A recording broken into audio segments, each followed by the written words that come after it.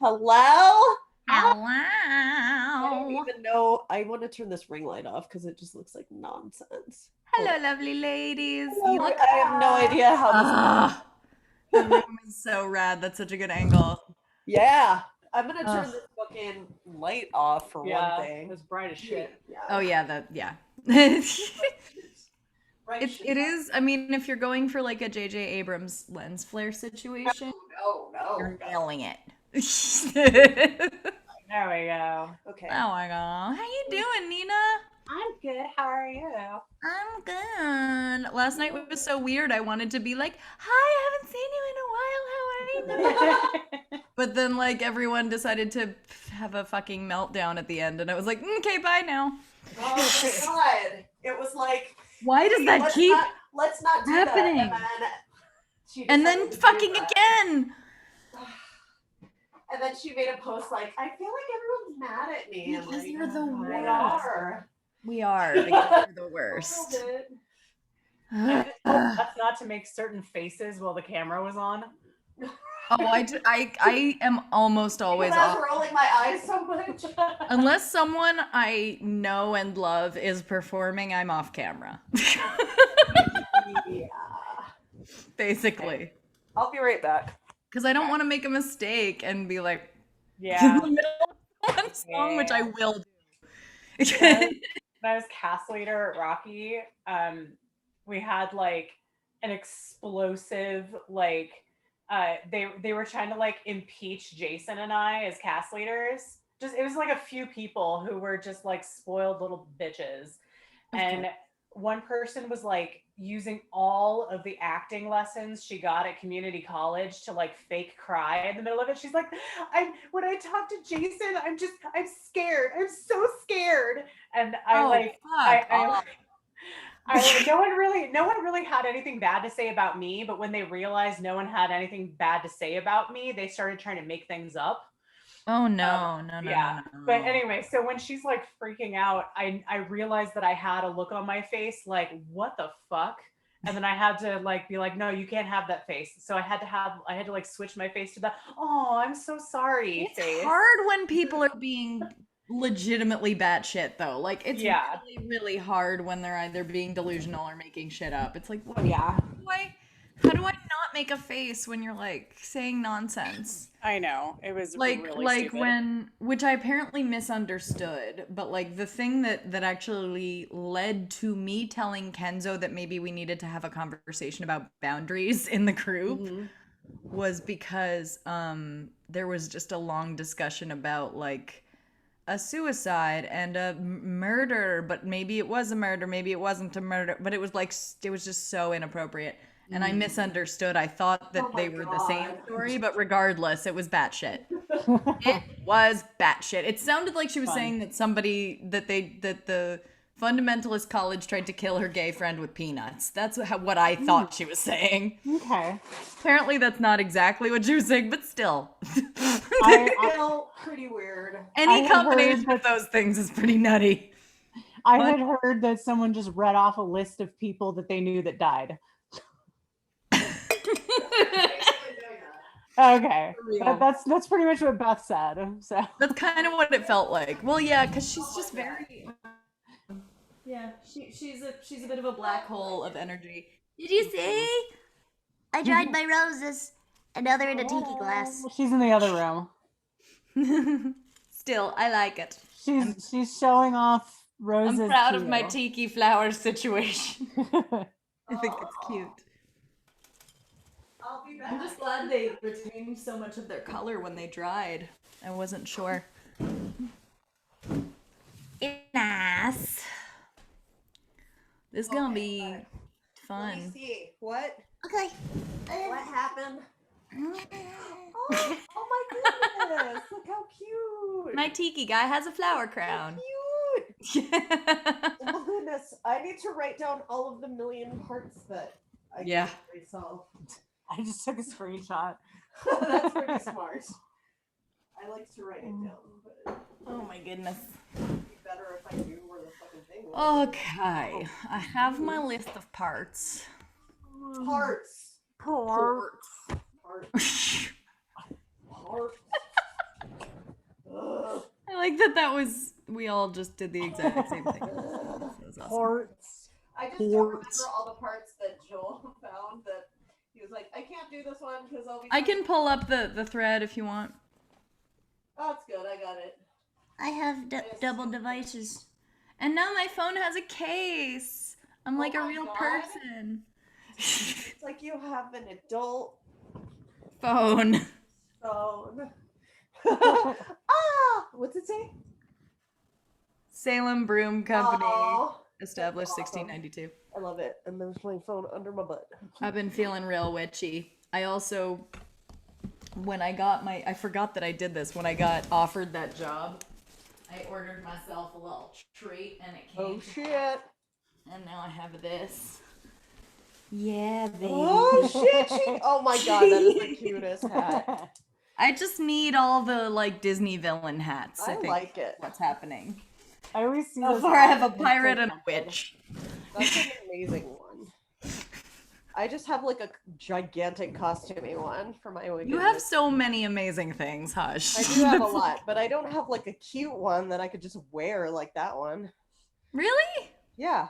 That I have surprises. a wide brim hat that I spent way too much money on at Camden in London.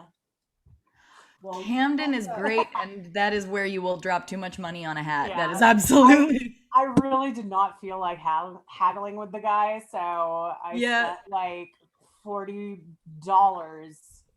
It was I forget how many pounds it was, but it was like it came out to like $40 for Yeah. a cheap ass hat, and I was like, well, whatever. That's so funny. Hi, what Madeline. Hi, should I- Amy. All right. Hicksville. Yeah. It was Amy, are you cool. ready to Look Look at that Oh room. my god, the haunted mansion room is the coolest. Yes, that's where we are. I stayed in the Twin Peaks lodge before. That was really fun. That one is where I usually stay, and I think my favorite one is the 420 room because the bed is like sunken into the floor and Ugh. everything's black light. I told you like I've wanted that. the bed sunken into the floor ever since I saw the movie Help when I was a kid. Oh, Yeah, I thought that was the coolest thing. the 420 room is right above us. Nice. Madeline, Awesome. I will return. it's Potty Alex. call. Alex, I shall return. Thank do you. it. Bio break. Do it. Yes. Bird. I need to Oh. write down all these fucking parts. Ports. Ports. It's pronounced ports. Where am I? Oh. It's not pretty. I need a boobly. Do you want a bootleg? I have a thing, You have but a you thing. get you get a drink. Just don't trip over all the wires Jesus because Christ. we're in a hotel room and there are many things that have to be rigged to. 8:30 where they are. Like the script is on the TV right now, I'm in. and this is on my laptop. It's fun. Wait, where's the fucking microphone? Okay, here's the microphone. I hope it doesn't sound too weird. Only because you're like touching it, but Sorry. not. Yeah, I was worried it was gonna be like muffled or something. No, it sounds great actually. Okay, good. All right, these are the people that I'm playing. Nina, should I write yours on the other side? I have a screenshot. Okay, I'm good. a minute late, so. This is just I don't know how I when do you it go because, especially if I accidentally take an edible, I need like it written very large. I'm waiting. I'm I'm waiting for the hot tub for an edible. gonna take it like I'm gonna take the edible so that when I'm in the hot tub, I'm already Yeah. I've Where you already wanna be. edibled. Edibled. Yes, Juanita. Okay. Juanita. ¿Conoces ya a Juanita? Sus ojos son bicolores. Trying to find the Zoom links in script. It's in the hey girl. Link I is in event description.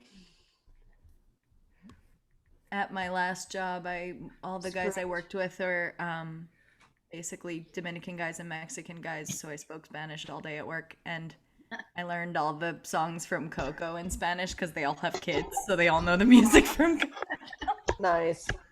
and I would sing them to them to make them laugh. But Juanita was our favorite because that one is hilarious and slightly filthy.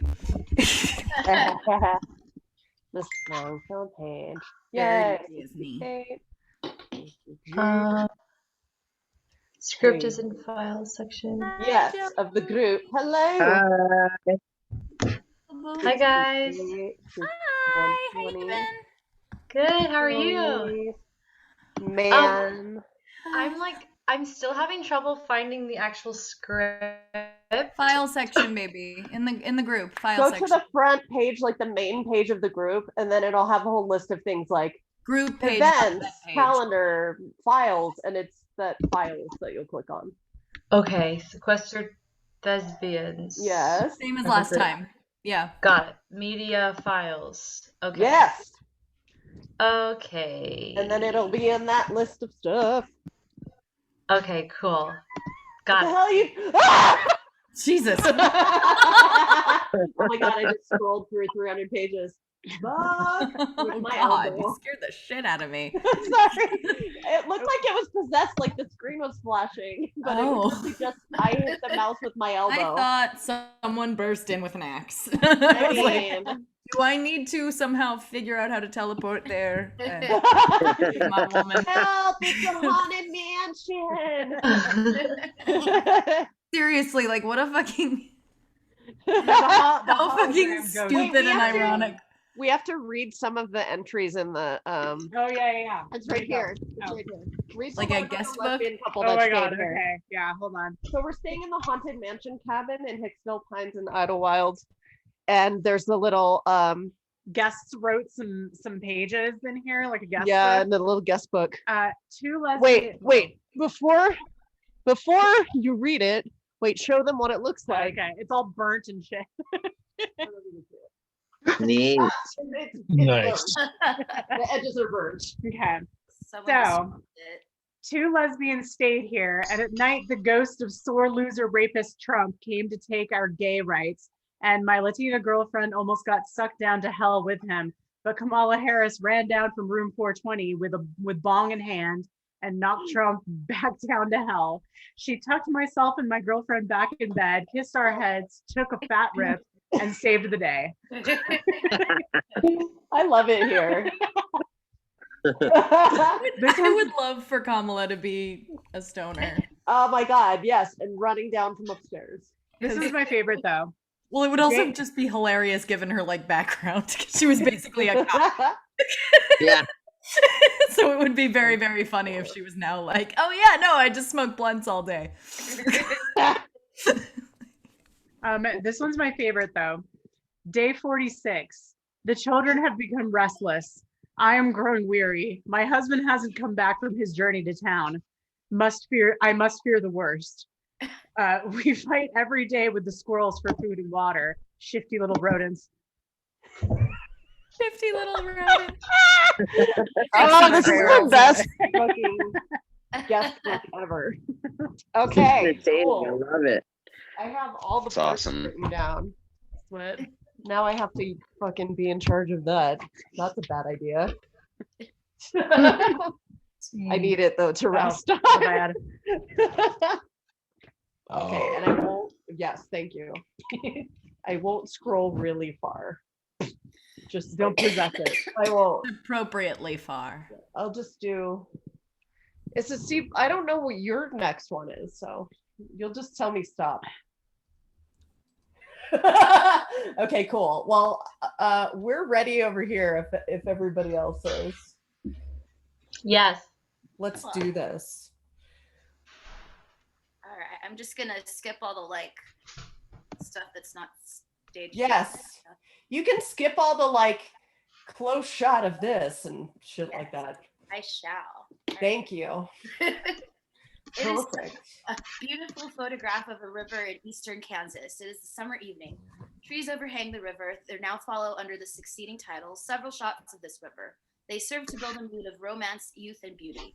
Summertime in the heartland of America.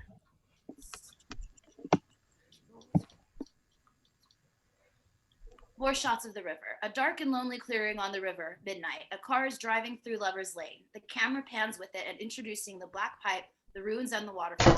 Car stops. Another couple, lovers lane. They rise out of their car to see who their neighbors are. Quickly satisfied, they embrace and sink down again. Closer on the car. It is a Model A Ford Roadster with the top down, a boy and a girl in a passionate embrace. In the stillness of the night, their passion seems almost audible. They clutch each other as though they wanted to merge into one being, and their kisses are so long and fervent that they become breathless at times and have to break away from each other to fight for breath. Their faces carry expressions of hurt, so intense are they in their lovemaking, so eager for a fulfillment which they fear. Cut to the waterfalls, a tree. Another angle of boy and girl. In the semi-darkness, the boy makes one quick move further toward the girl as though suddenly he would gratify his desire, but the girl lets out a little cry. The boy knows he has gone too far, and for the moment he's deeply humiliated.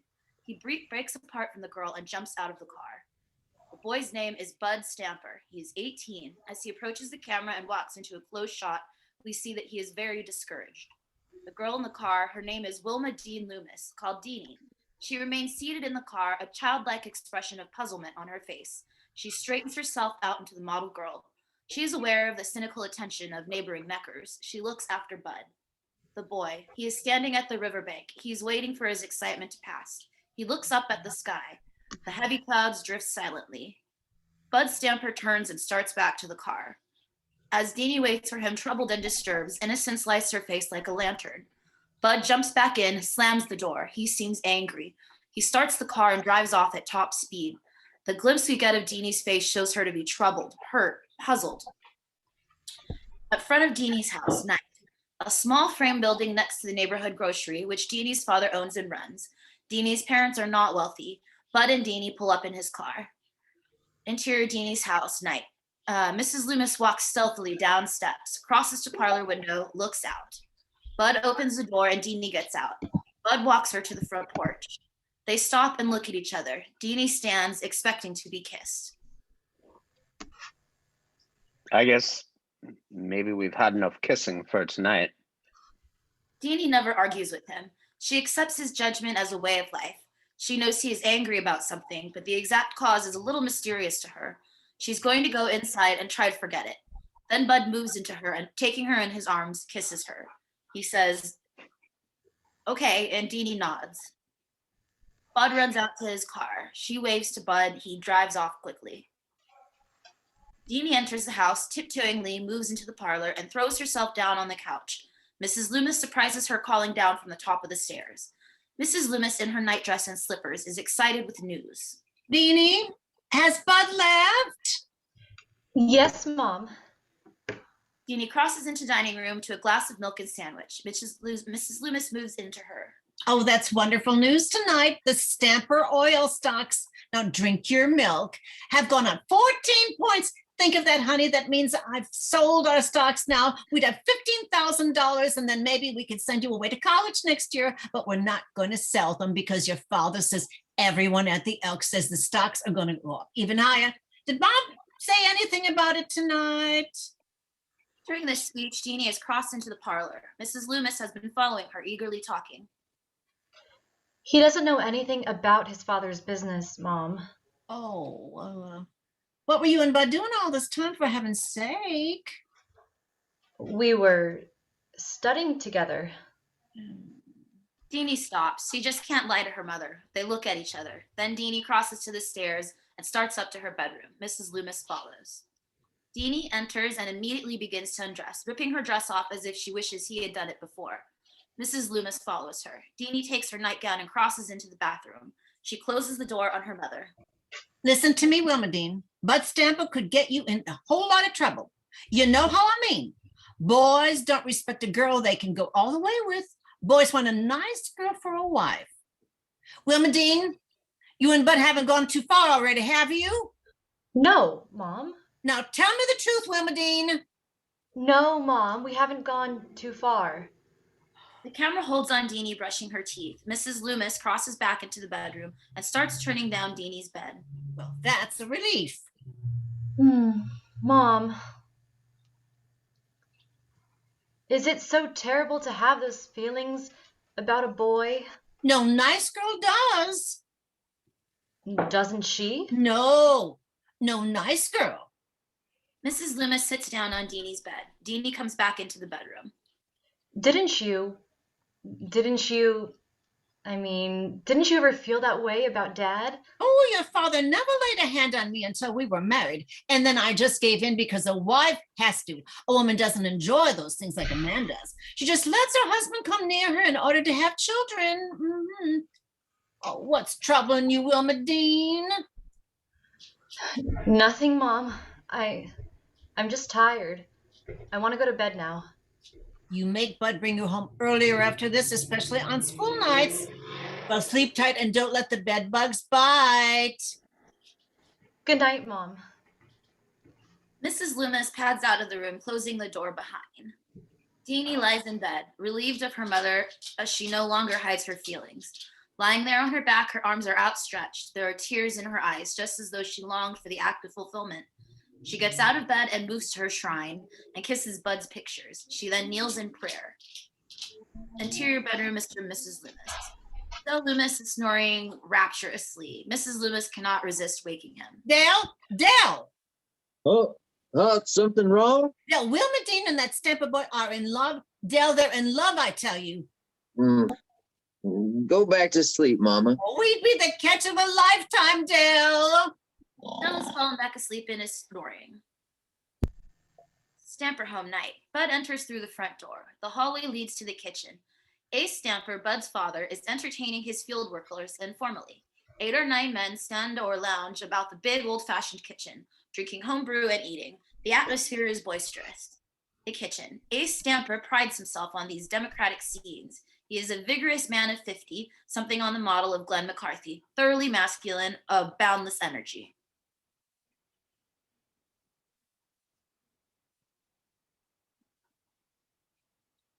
Do we have an ace? Daddy, we can't hear you. Doggone it. Sorry, forgot I was muted. Eat some more of those oysters, men. Had them shipped in all the way from Baltimore in a refrigerated car. The boisterous atmosphere continues. Ace squirts beer over one of his fieldmen. In the midst of this activity, hi, my AD's on the porch. Sorry, I'm getting some alcohol delivered. In the midst of this activity, a maid enters with Ace's suit. Ace is so busy, he doesn't notice that Bud has entered with the kitchen. One of the fieldmen spies Bud and shouts,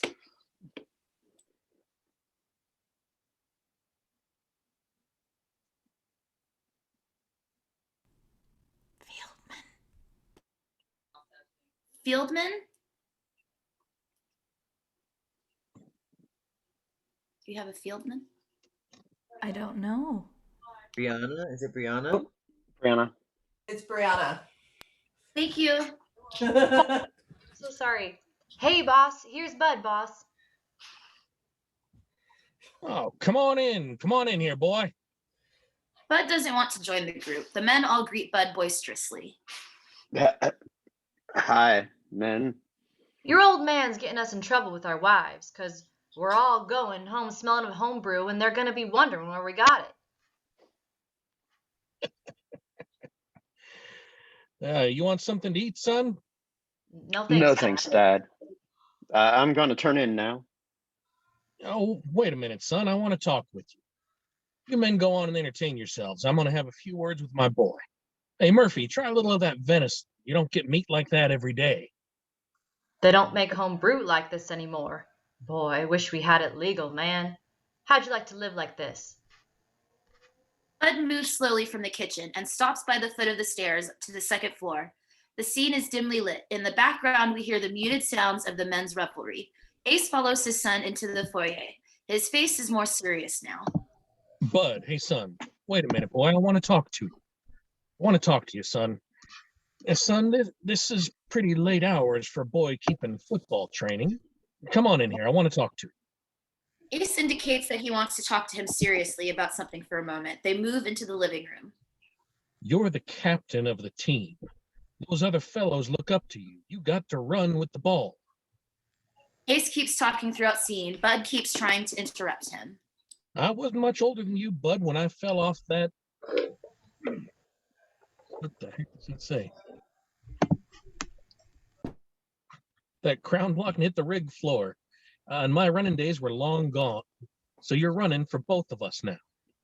Well, sir, I brought in a new well today. She's flowing over 100 barrels an hour. Our stocks are going way up. Those Eastern companies are beginning to take notice of us now. They're really beginning to sit up and take notice. Been out with the little Loomis girl? You're watching yourself with her, aren't you? You're not going to do anything you'll be sorry for, are you? Well, she's a nice kid. I've known her folks ever since, well, Del Loomis and I were boys together. I mean, I got nothing against them because they're poor. I'm no snob or anything. I want to talk to The you. only difference between him and me is I have ambition. But if anything happened, you'd have to marry her. You realize that, don't you? You get a girl in trouble, and you pay the consequences.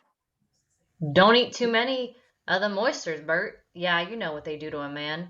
Bert's gonna go home and give his old lady a big surprise tonight. Now sit down, boy. I want to talk to you. Ace then indulges in a bit of horseplay, leaning over to Bud. They exchange blows on the arm. Ace ad-libbing, "Let me feel it, boy. Lay it on me. Let me have it." Now, we got a big future, you and I, son. First, I'm going to see that you get an education, the best, 4 years at Yale. And then I'll tell you a secret. My company is going to merge with one of those big Eastern companies. I want you put in there. I want to put you in there. I'm lining up a future for you, boy. Dad, And son, there isn't anything in this world I wouldn't do for you if you do right. Don't you disappoint me, son. From Don't upstairs, sorry. Don't From disappoint me, upstairs, son. there's the God sound of knows I've had one disappointment already.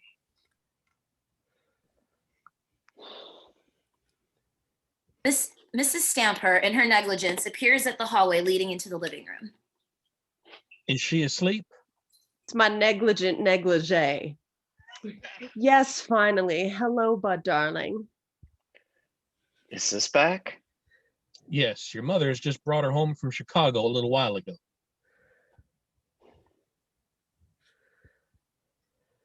Bud greets his Welcome mother home, and starts Mom. for the stairs. It was a miserable trip, just miserable. How's Deanie? I don't know. Bud walks into a tight shot that gets tighter as we progress with the scene. I'm going to bed, Dad. I'm going to bed myself, but I'm afraid I won't sleep a wink. We are now on a tight headshot of Bud as he walks down the upstairs hall towards his room. We see his frustration that he wasn't able to bring up the subject of Deanie with Ace. Yes, you got a football game to win tomorrow, son. I've got all my hopes pinned on you now, son. Well, now how you men getting along in there? Bud turns into his bedroom. He immediately closes the door, cutting off Ace's voice. Bud is relieved to be alone. In frustration, he pounds the wall of his room, crosses to his desk, looks at miniature Derek, then throws a basketball around the room. Suddenly, he throws himself belly down on the bed. He looks at Deanie's picture on the wall alongside of his bed and touches it. In the background, we hear the churning of the oil wells. Interior Stamper hallway and dining room. Ginny is walking down the stairs, dressed in diaphanous pajamas. Suddenly, she slows down, stops. Over her, we hear from the dining room. Well, you certainly spoiled that girl. First, you send her off to finishing school. She breaks the rules and they kick her out. A maid has entered at the beginning of the above speech. She places Ace's foot down, saying, "Here you go," and exits. Ginny moves slowly down the stairs, listening. Ace and Mrs. Stamper are at opposite ends of a long table. They are eating breakfast, Ace bawling out his wife. Then you send her off to the university and she goes hog wild and flunks all her courses. Then you had to learn the lesson all over again, so you let her go off to art school in a wild place like Chicago. And she ends up with some cake eater who gets her in trouble so he can marry. But your lawyer got it annulled. She seems humiliated of the reminder of what follows. You're damned right I got it annulled. When I made it perfectly clear to Mr. Cake Eater that I was going to cut off her allowance, he backed out in a hurry. Well, she's just a headstrong little flapper, but I'm going to teach her some discipline. Yes, sir, I'm going to keep her at home this year and teach her some discipline. You think I'm going to stay here in this godforsaken town and have people laugh at me and gossip about me? You've got another think coming. because I'll really give them something to gossip about. Sis, you're up so early. I can't sleep in this house. I'm going to California and live with Aunt Blossom and study art. Art who? Abe comes in and Ginny hugs her with real affection. Welcome. Oh,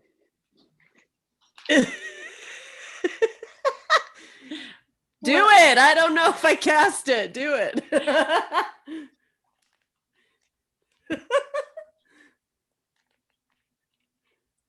Okay. oh, I don't think you did. Oh. Welcome home, Miss Virginia. There you go. Hello, Phoebe. I hate it here. I'm a freak in this town. People stare at me on the street like I was out of a carnival. That's because you peroxide your hair and paint your face like you're on the warpath. Nice.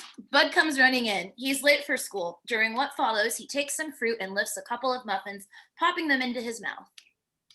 How are you? I feel great. He's going to make me stay home a whole year just to punish me. There aren't any more schools left that will take her.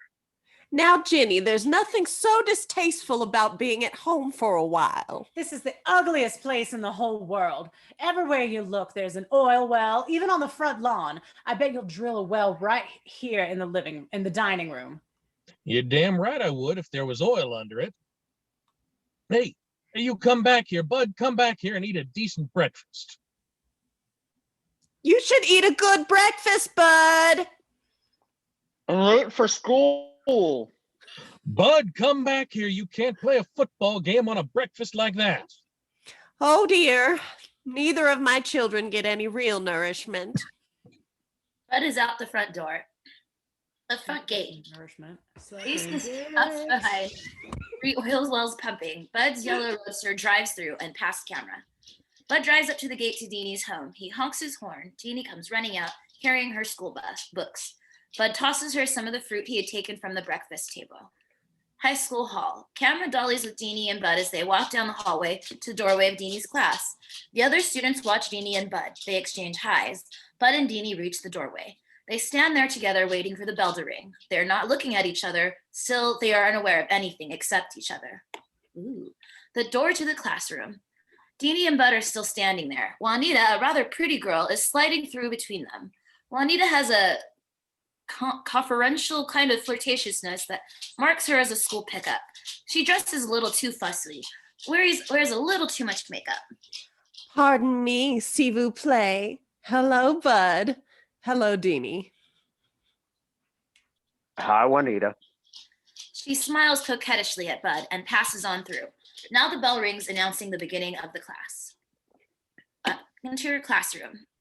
Miss Metcalf is the teacher of Deanie's class. She's watching the young couple in the doorway. We feel that her own personal frustration and envy are at work. Bud and Deanie look at each other soberly, a long look without work. Perhaps they press hands, then they turn and separate. Miss Metcalf is patiently waiting for Deanie. Deanie enters classroom and hurries to her desk. Wilmedine, hereafter I shall count you tardy if you are not in your seat when the bell rings. I'm sorry, Miss Metcalf. Miss Metcalf closes the classroom door and returns to her desk. She reprimands the class to be quiet. Shh, please. Alan.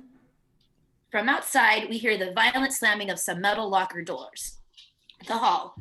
Bud is going down the hall, slamming shut the locker doors that have been left open. A teacher, furious at this noise, pokes his head out of his door. What's got into you these days, Bud, for crying out loud? Bud and teacher. We feel there is a mystery to himself. He has no idea why there is so much violence in him lately. He goes down the hall. Behind him, we see the teacher, puzzled, go back into his classroom. Miss Metcalf's classroom. She's now addressing the class. All right now. These first few weeks, we've been reading the stories of King Arthur and the Knights of the Round Table. Now, the literature of the age is characterized by... She pauses. The class realizes that she is asking for volunteers. We cut to a group of girls. During the above, they are still discussing, now Soda Voice, the lovers. Besides, Bud thinks he's a big shot just because his father's got money. Kay, that's not so. Miss Metcalf has seen a hand raised. All right, Alan. By high ideals? True. And by what else? Bud Stamper isn't stuck on himself at all. Carolyn?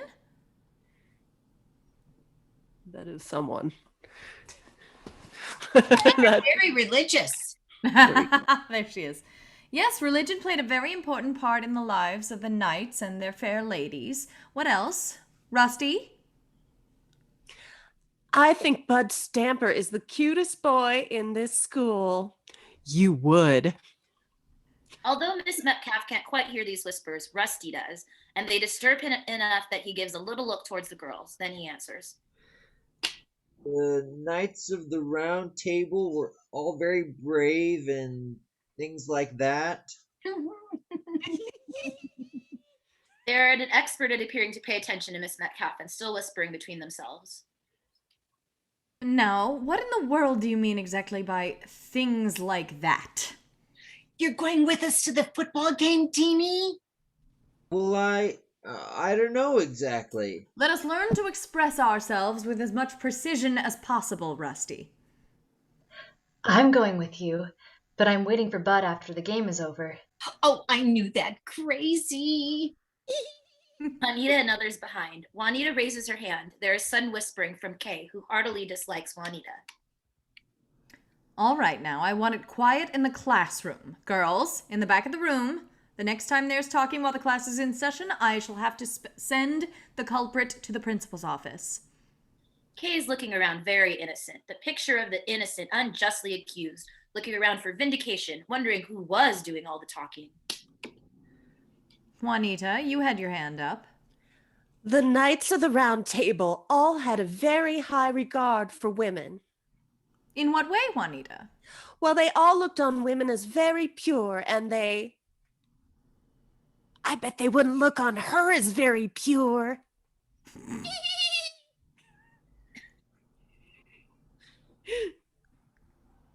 They're too patronizing of Juanita. Deanie at this point is superior to Juanita. Kay, did you say something? I was just clearing my throat, Miss Metcalf.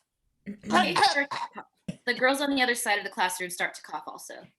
You're quite right, Juanita. The knights all had a very high regard for womanhood. In fact, they put women on a pedestal. Some people say that the age of chivalry is not dead.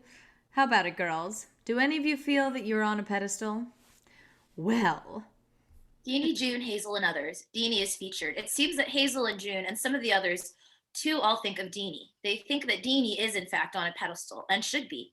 Deanie half blushes, half smiles proudly. She is happy. High school football field.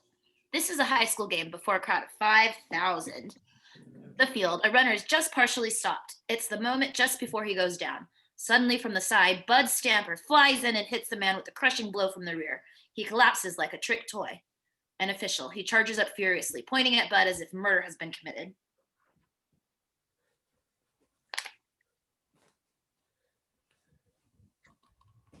Official.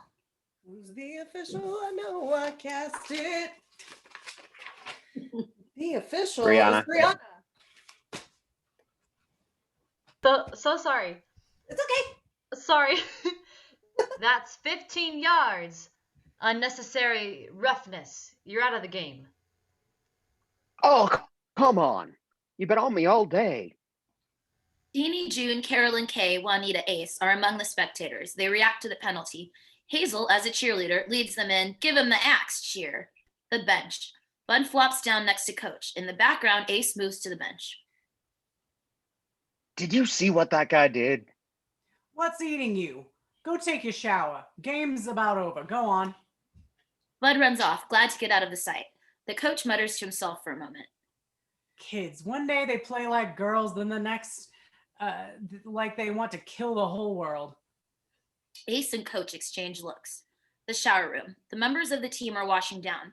We see them naked from the waist up. The boys are soaping themselves. Bud is listening to a conversation between Rusty and Toots.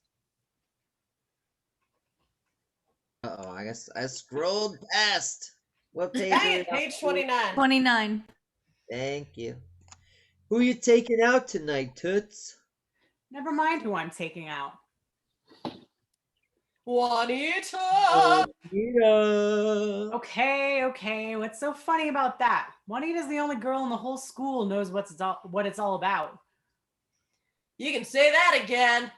I'll never look twice at those other girls anymore. You take them out and spend good money on them, and then they expect you to feel satisfied if they kiss you goodnight. Gross. Outside the stadium and locker room door.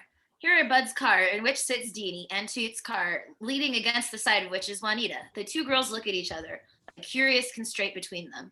They hear the sound of a heavy door opening. Bud walking. Head down, he walks to in front of Juanita, looks up and sees her. Hi, Bud. Hey, Juanita. Did you see Toots in there? Yeah, he ought to be out in a few minutes. Normally, here's where Bud would walk on, but now he lingers and looks at her. Gee, you played a wonderful game, Bud. Well, thank you. Well, he ought to be right out. He stands for a moment, looking at her. Then abruptly he turns and heads for his car. He climbs in and sits beside Deanie. Hi, sweetheart. I suppose you wish I were more like Juanita Howard. What? I saw the way you were looking at her. I think she's disgraceful. The way she stands there waiting for one of the players. Now, wait a minute.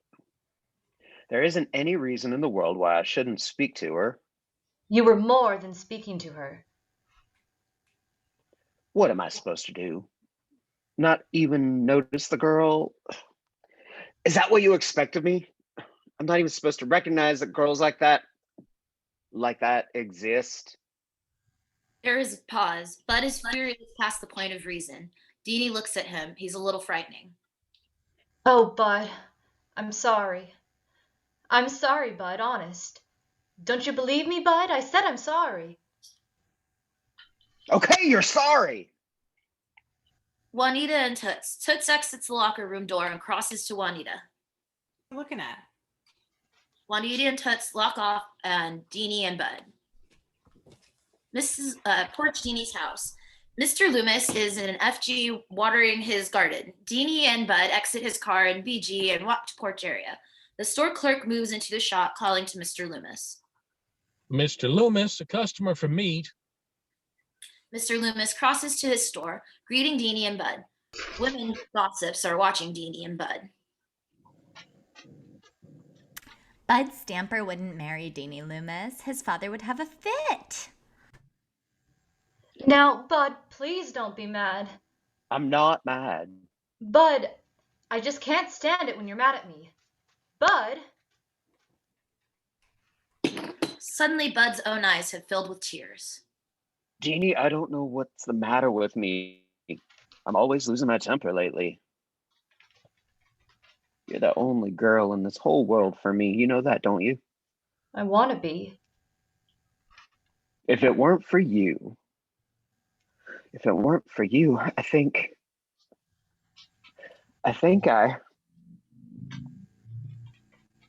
I don't know. Deanie touches him. They look at each other. Then he smiles at her. She smiles at him. Loomis's porch. Bud grabs Deanie and kisses her. Bud, it's broad daylight. People can see us. Who cares? Deanie breaks away from Bud and moves into the house. Bud waits while she sees if her mother is home. She beckons to him. Bud follows her into the house. Loomis' parlor. Deanie and Bud have entered the house. Deanie walks through the house calling Mom and receives no reply. As she crosses Bud, she keeps dodging his embrace. She pulls shade down on door and moves into him to hush him up as he calls out Mrs. Loomis. Bud takes her in his arms and pokes at her soft body with one hard finger and pinches the softness of her flesh and intimate parts. You're nuts about me, aren't you? You're nuts about me. Admit it. Deanie keeps kissing his face, his neck. Admit it. You're nuts about me. Admit it. He takes her in his arms and kisses her. He hears a sound outside in the store. Bud suddenly seizes her by the wrist and pulls her into the dining room. He closes the sewing room door and embraces her. Down on your knees before me, slave woman. Bud, don't. But he continues, forcing her to her knees in a rough game. Tell me you can't live without me. Bud, you're hurting me. Now admit it. Tell me you love me. Tell me you can't live without me. Admit it. I do. You do what? I do love you. And you can't live without me. And I can't live without you. And you do anything for me. Anything that I asked you to do. Anything. Suddenly, he's not holding her there by force. Suddenly, the scene is not just kidding. I do anything for you. The reality of her tone is suddenly deeply felt by Bud. He kneels beside Deanie. Oh, Deanie, I didn't mean to hurt you. I was only kidding. I'm the one you should get down on his knees to you, Deanie. I was only kidding. I thought you knew that. I wasn't. I can't kid about these things. Because I am nuts about you, and I would go down on my knees to worship you if you really wanted me to, and I can't get along without you. And Bud, I would do anything you'd ask me to. I would, anything. They look at each other. What she has said sinks home. Bud asks her, "Are you okay?" They start to laugh, and Bud kisses her and nuzzles her with his face. They hear Mrs. Loomis returning, and startled, they start to rise from the floor. Deanie crosses into the parlor and says, "Hi, Mom," as Mrs. Loomis enters and waves to her. Deanie and Bud move to the piano and start to play chopsticks. Are we going to the victory dance? I can think of other things I'd rather do. I'll be ready. I'll pick you up right after dinner. Another look. Then Bud exits the house. Loomis home. The front room. This time, Mrs. Loomis does not pretend. As soon as she enters the room, she says to Deanie, Did he tell you about his sister Ginny? No. Ginny Stamper is too low for the dogs to bite. Now come here. She met some man in Chicago and he put her in the family way. Mrs. Stamper had to go there and get her and take her to a doctor. At this point in Mrs. Loomis's story, Mr. Loomis enters from store saying, "The store's locked up." He crosses the room and out. Mrs. Loomis acknowledges by saying, "Good." Then she continues with her story. To have one of those awful operations performed. Mom, that's gossip. Every word is true. I was at the DAR this afternoon and heard all about it. Mrs. Whitcomb lives right across the street from the Stampers and knows everything that goes on in their house. That's what happens to girls who go wild and boy crazy. Wild and boy crazy. Mrs. Stamper is having tea. Ace is working in his ledger book. Jenny sits in the window nook strumming her uke in rhythm with the record player that is blasting away. Mrs. Stamper tries to catch Jenny's eye. Jenny! Jenny peeks around the curtain.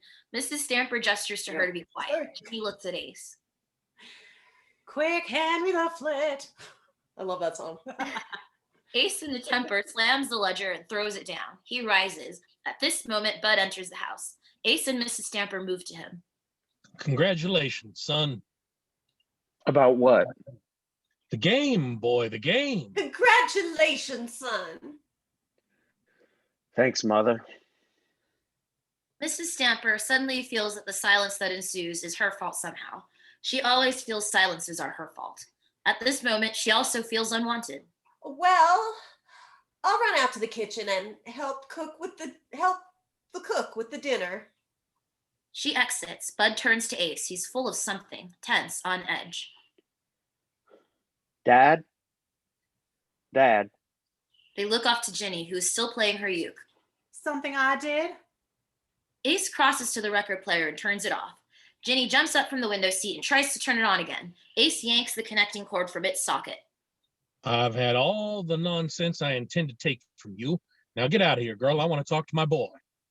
Jenny glares at him, picks up her cigarette and exits. Ace moves to a chair and sits down. All right, son, all right.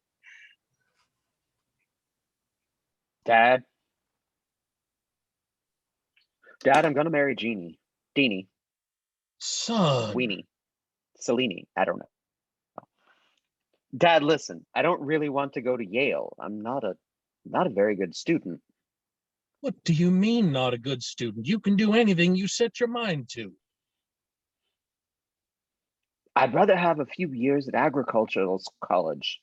That's what I really want to do, Dad. And I could come back here and take over your ranch south of town. Ranching is no kind of life.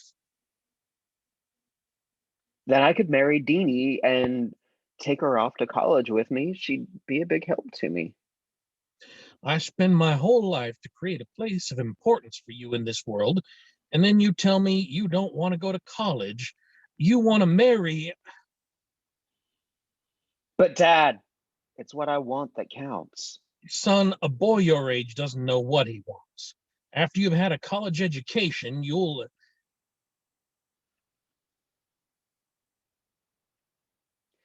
A college education will take me 4 years. Well, you'll begin to see things differently. Trust me, son. Trust me this time.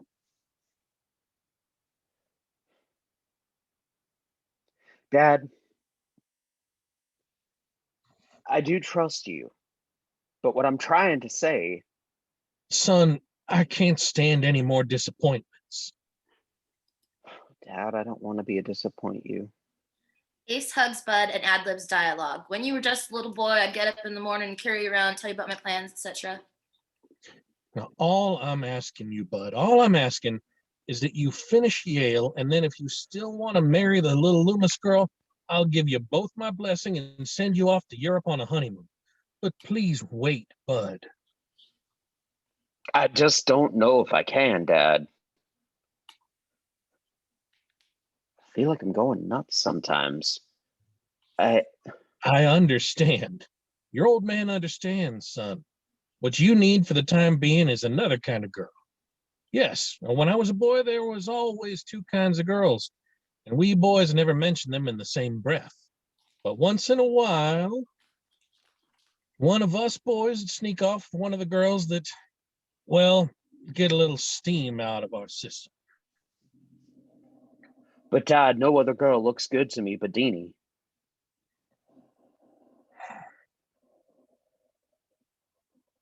Dad, I love her. I know.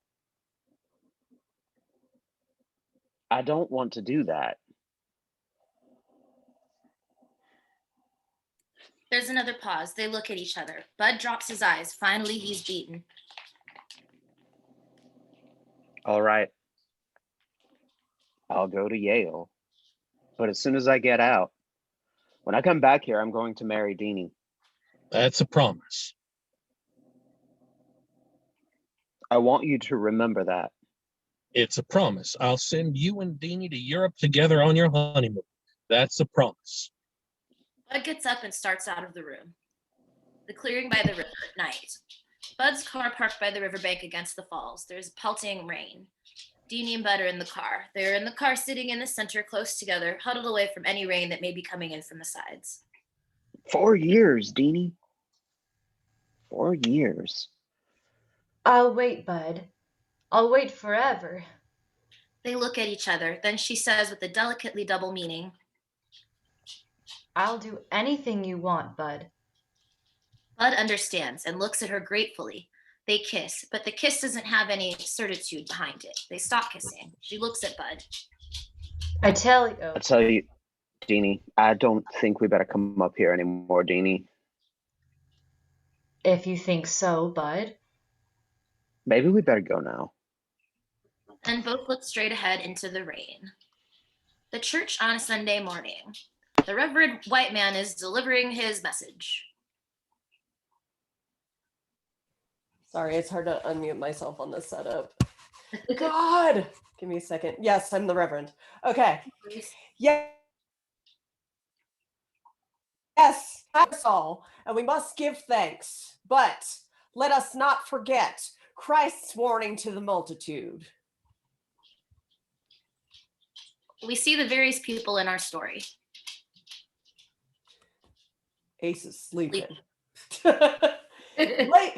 Lay not up treasures for yourself on earth, where moth and rust doth corrupt. Jenny Stanford, the flapper out of water, she looks scornfully at Ace. And where thieves do break through and steal. Deanie and Bud. but lay up for yourselves treasures in heaven, where neither moth nor rust doth corrupt.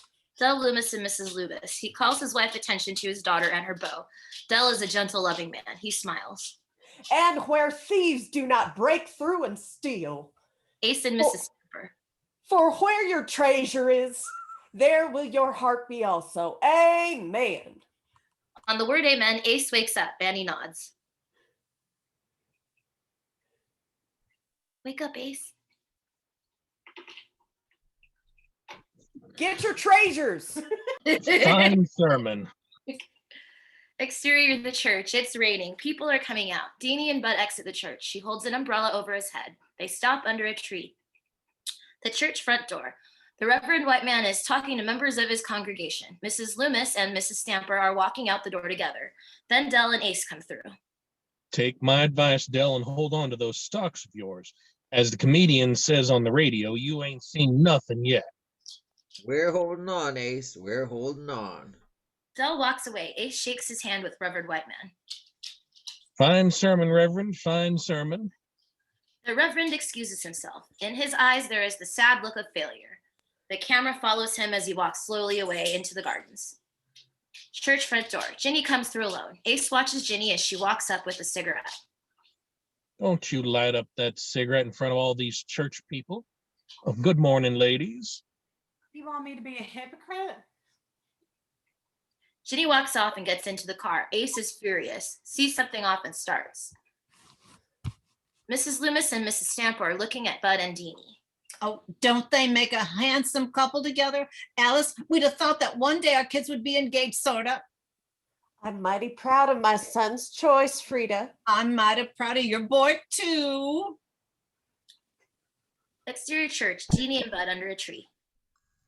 But how come your father never speaks to me? Ace, Deanie, and Bud. Ace crosses to Deanie and Bud. Excuse us. As Ace leads Bud off. See you at dinner. Don't forget. Deanie stands there looking after them. Ace is speaking privately to Bud. Behind them, the Stamper car with Ginny. Dad, I'm no spy. But all I'm asking you to do is keep an eye on her while I'm in New York. She likes you. She won't do anything crazy if you're around. They look back to Ginny in the car, smoking her cigarette and fixing her lipstick. She looks at them. The Stamper dining room day. Sunday dinner. Ace is gone. Mrs. Stamper makes a rather ineffectual hostess. Ginny and her current boyfriend, Glenn, sit opposite Bud and Deanie. As we dissolve in, Ginny is crossed to a cabinet door on the sideboard. She tries to yank it open, but it is locked. She yanks hard again and crosses to another cabinet. Now, Virginia, I told you that your father has the key to that cabinet, and he's on the train to New York. That's him all over. Keeps the cabinet locked because he doesn't think anyone should drink but him. Virginia, you may be shocking Glenn. After all, we do have prohibition, you know.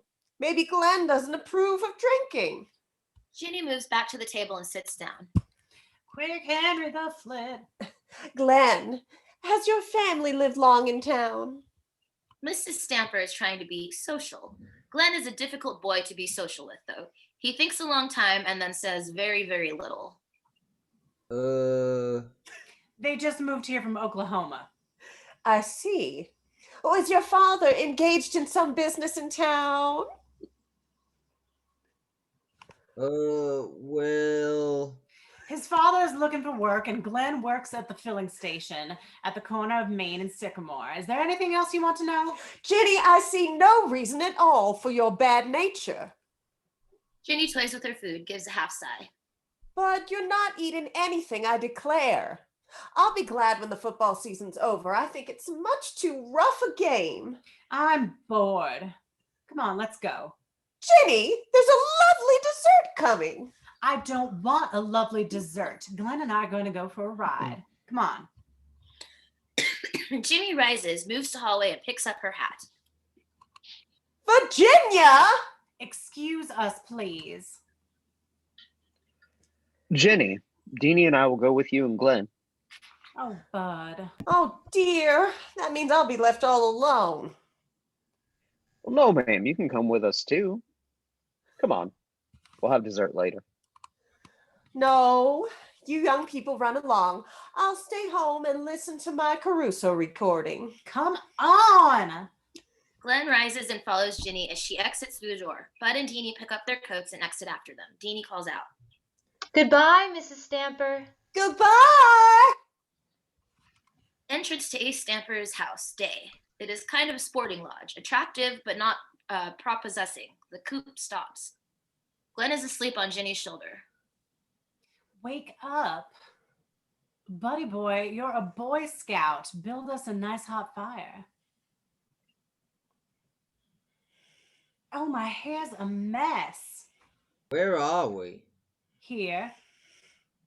Glenn reaches over and embraces Ginny. Deanie and Bud are huddled together under a blanket in the rumble seat of the coupe. They rise up and look at Glenn and Ginny. Ranch house day. Bud is starting a fire which is just catching on. Thanks, buddy boy. Now how about a drink? Oh, I forgot. Buddy boy's got to keep in training. How about you, Deanie girl? Want a drink? Or is Deanie girl in training too? Lay off, Ginny. Why don't you relax? You're standing around just like a chaperone. Is that what you came here for, to chaperone Glenn and me? Cut it out, Ginny. Ain't he pretty, Deanie? My handsome filling station attendant. Fill me up, please. I'm empty. Dirty. Glenn and Ginny embrace. Bud here gives up. Let's take a walk, honey. All right, Bud. Why They don't you take a said- walk upstairs? Ginny, Why don't you quit trying to pretend you're so pure and righteous? if you weren't my sister, I'd... If I weren't your sister, you wouldn't do anything except what Dad wants you to. Isn't that right, Deanie? You're finding that out, aren't you? He just lets things, I can't see. he just lets things torment him inside and make him miserable, and never does anything about them. Never does anything. This is too much truth for Bud to hear now. He grabs Deanie's hand and pulls her away. Let's go. Jeannie is back with Glenn. She calls. Bye. The exterior of the ranch house. Bud and Deanie walk through the oil fields. They look back over the fields. All this is going to be ours someday. They go off arm in arm. Loomis house, Christmas tree day. Deanie's finishing opening a present. Finally, she has it, looks at it, then runs and shows it to her mother and father, who are eating breakfast in the dining room. Oh, it's beautiful. Dad, isn't it the most beautiful thing you ever saw? I wonder what Bud paid for it. $80 or $90. Wouldn't you say, Dale? Mom, I don't see why you always have to think of what things cost. Well, if you want to know the truth, I wish it cost a lot less than was a ring. 4 years, you're gonna... Don't, Mom, don't. In the midst of their talk, Mr. Loomis, busily eating, interrupts and says to Deanie, Always drink plenty of milk, Deanie. Now, all right, but I wish Bud Stamper had a little more gumption. Now, go on. Get dressed and ready for church. the Stamper living room. Christmas here is on a grander scale. The Stamper family and maid are posing for photographs. Bud is paying no attention to the talk. He is busy with Deanie's present. Deanie's present to him is a scarf of soft wool. Still. 1, 2, there. Just one more, please. Oh, thank you for everything, Ace. I declare you've given us a simply glorious Christmas. I still don't see why I couldn't have had a car. Why the hell should I buy you a car when you got your mother's coupe? Now let's see what your girl gave you. Bud shows his father the wool. She knitted it herself. That coupe is a wreck and you know it. He suddenly notices Jenny's hair, which she has dyed of a vivacious red. What the hell have you done to your hair? I just put a henna rinse on it. You look like a circus clown. Now still. Ding dong. I'll get it. 1, 2, there. Jenny exits toward the front door. Ace rises from chair. Ace and Bud walk towards the front door. Isn't it pretty, Ace? She knitted it herself. Yeah, guess they couldn't afford a regular present. Burn. Ginny is embracing a young man, a different one. She holds a bottle of perfume he's given her. Oh, Brian, my parents are in there. Oh, Brian, perfume. Arpege. It's my favorite kind. I'll just slip on my dress, go in and meet the folks. They're dull, but you can stand them for a few minutes. Go on. Ace and Bud have come to the opening to the living room and overheard the last. He looks at Brian. Ginny runs upstairs. Ace looks angry. Then he puts on his Christmas face. I'm Ace Stamper. I'm Brian Stacy. Anything I can do for you? Just waiting for Ginny. She may take forever. Come on in. This is my son, Bud. You've heard of him, captain of the football team. Well, I don't get to too many games. The camera holds on Bud. He has recognized Brian. Bud suddenly moves past them and storts towards the stairs to the second floor. Mrs. Stamper moves into the picture to Brian. Merry Christmas. Merry Christmas. This is my wife, Mrs. Stamper. Ace exits back into the living room. Won't you come in? Mrs. Stamper and Brian exit into the living room. Ginny's bedroom. Ginny is in her room. She's singing and pulling on her brown dress. She seems to be even higher. Suddenly, the door is thrown open and Bud is there. He sees she's not entirely dressed and backs partly out. Ginny, I just want to talk to you. Well, come on in. What do you... Oh, don't step on my clothes. What do you want, buddy boy? Ginny, I know who that guy is. He's a bootlegger. Is he? Here, do me up. Ginny sings. Bud starts to fasten her dress for her. He has a lot of trouble. And he's married, too. You know he's married? How do you know so much about him, sweetie pie? Ginny, you're not going out with him. I'd like to see you try and stop me. This is Christmas Day, and you're going to stay home and be decent to Mother, and... Don't try to be Sir Galahad with me. Sorry. Now get out of my way. I'm not going to let you. Suddenly, Ginny slaps Bud, and hard. There is a pause. Neither looks at the other. Oh, buddy. If you want to listen to Dad, go ahead, not me. One of these days, you'll find out. You'll find out, then God will help you. She exits. Bud, something about Ginny's warning has struck home with him. Down below, we hear, You're not going to be here for Christmas dinner? I've already made other plans. Come on, Brian. Ginny! The front door can be heard slamming, and then Ace's angry voice. He is speaking to Mrs. Stamper. She goes out with men like that because nice boys won't date her. She's a trollop, that's what she is. Oh, Ace. Woo. This is a party thrown by Ace to celebrate the prosperity that he and everyone else is enjoying. It is made up mostly of grown-ups. They are by and large plump nouveau riche. There are some young people from the rich. Something Ginny is high. She wants the new year to be a happy one, and she wants to make up with Ace. She's just drunk enough and just desperate enough to try it directly. Her behavior for the scene that follows is consequently Ace's rejection. The country club, New Year's Eve. The band is set to play a fanfare. In front of the musicians stands a model of an oil derrick, on top of which is a balloon that will inflate to represent 1928. Ace stands at one side, marking the seconds by a watch in his hand. Calm down, everybody. Give me a fanfare. You people shut up in there. A side room. A bathtub fills the lower half of the screen. People are dipping drinks in it, out of it, and cups and mugs. Ginny lifts herself a drink off bathtub gin. She's already somewhat drunk. We hear the fanfare off. All right, all right. Now you people crowd around. Let's bring this old new year in right. Spud in 8, 7. Good Lord, she's out of control. Someone hand me a blowtorch. Ace is handed a cigar. 3, 2, 1. Gusher! Ace busts the balloon with the cigar. A stream of pink champagne shoots up the middle of the oil rig. The band plays Auld Lang Syne. All right, you people, come on in.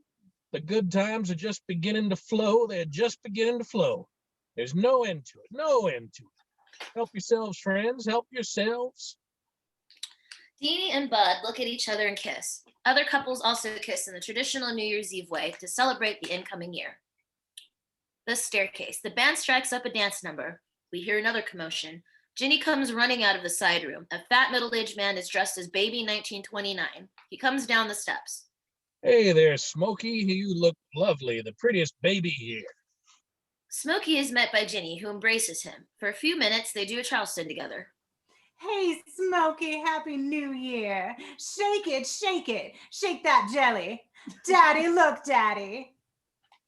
Ace has been watching the Charleston disapprovingly. He considers Ginny's behavior extravagant and embarrassing. Ace, followed by Mrs. Stamper, crosses to Smokey and Ginny. Ace indulges in a silly game where he pokes Smokey in the stomach and Smokey sticks his tongue out. Move aside, move aside.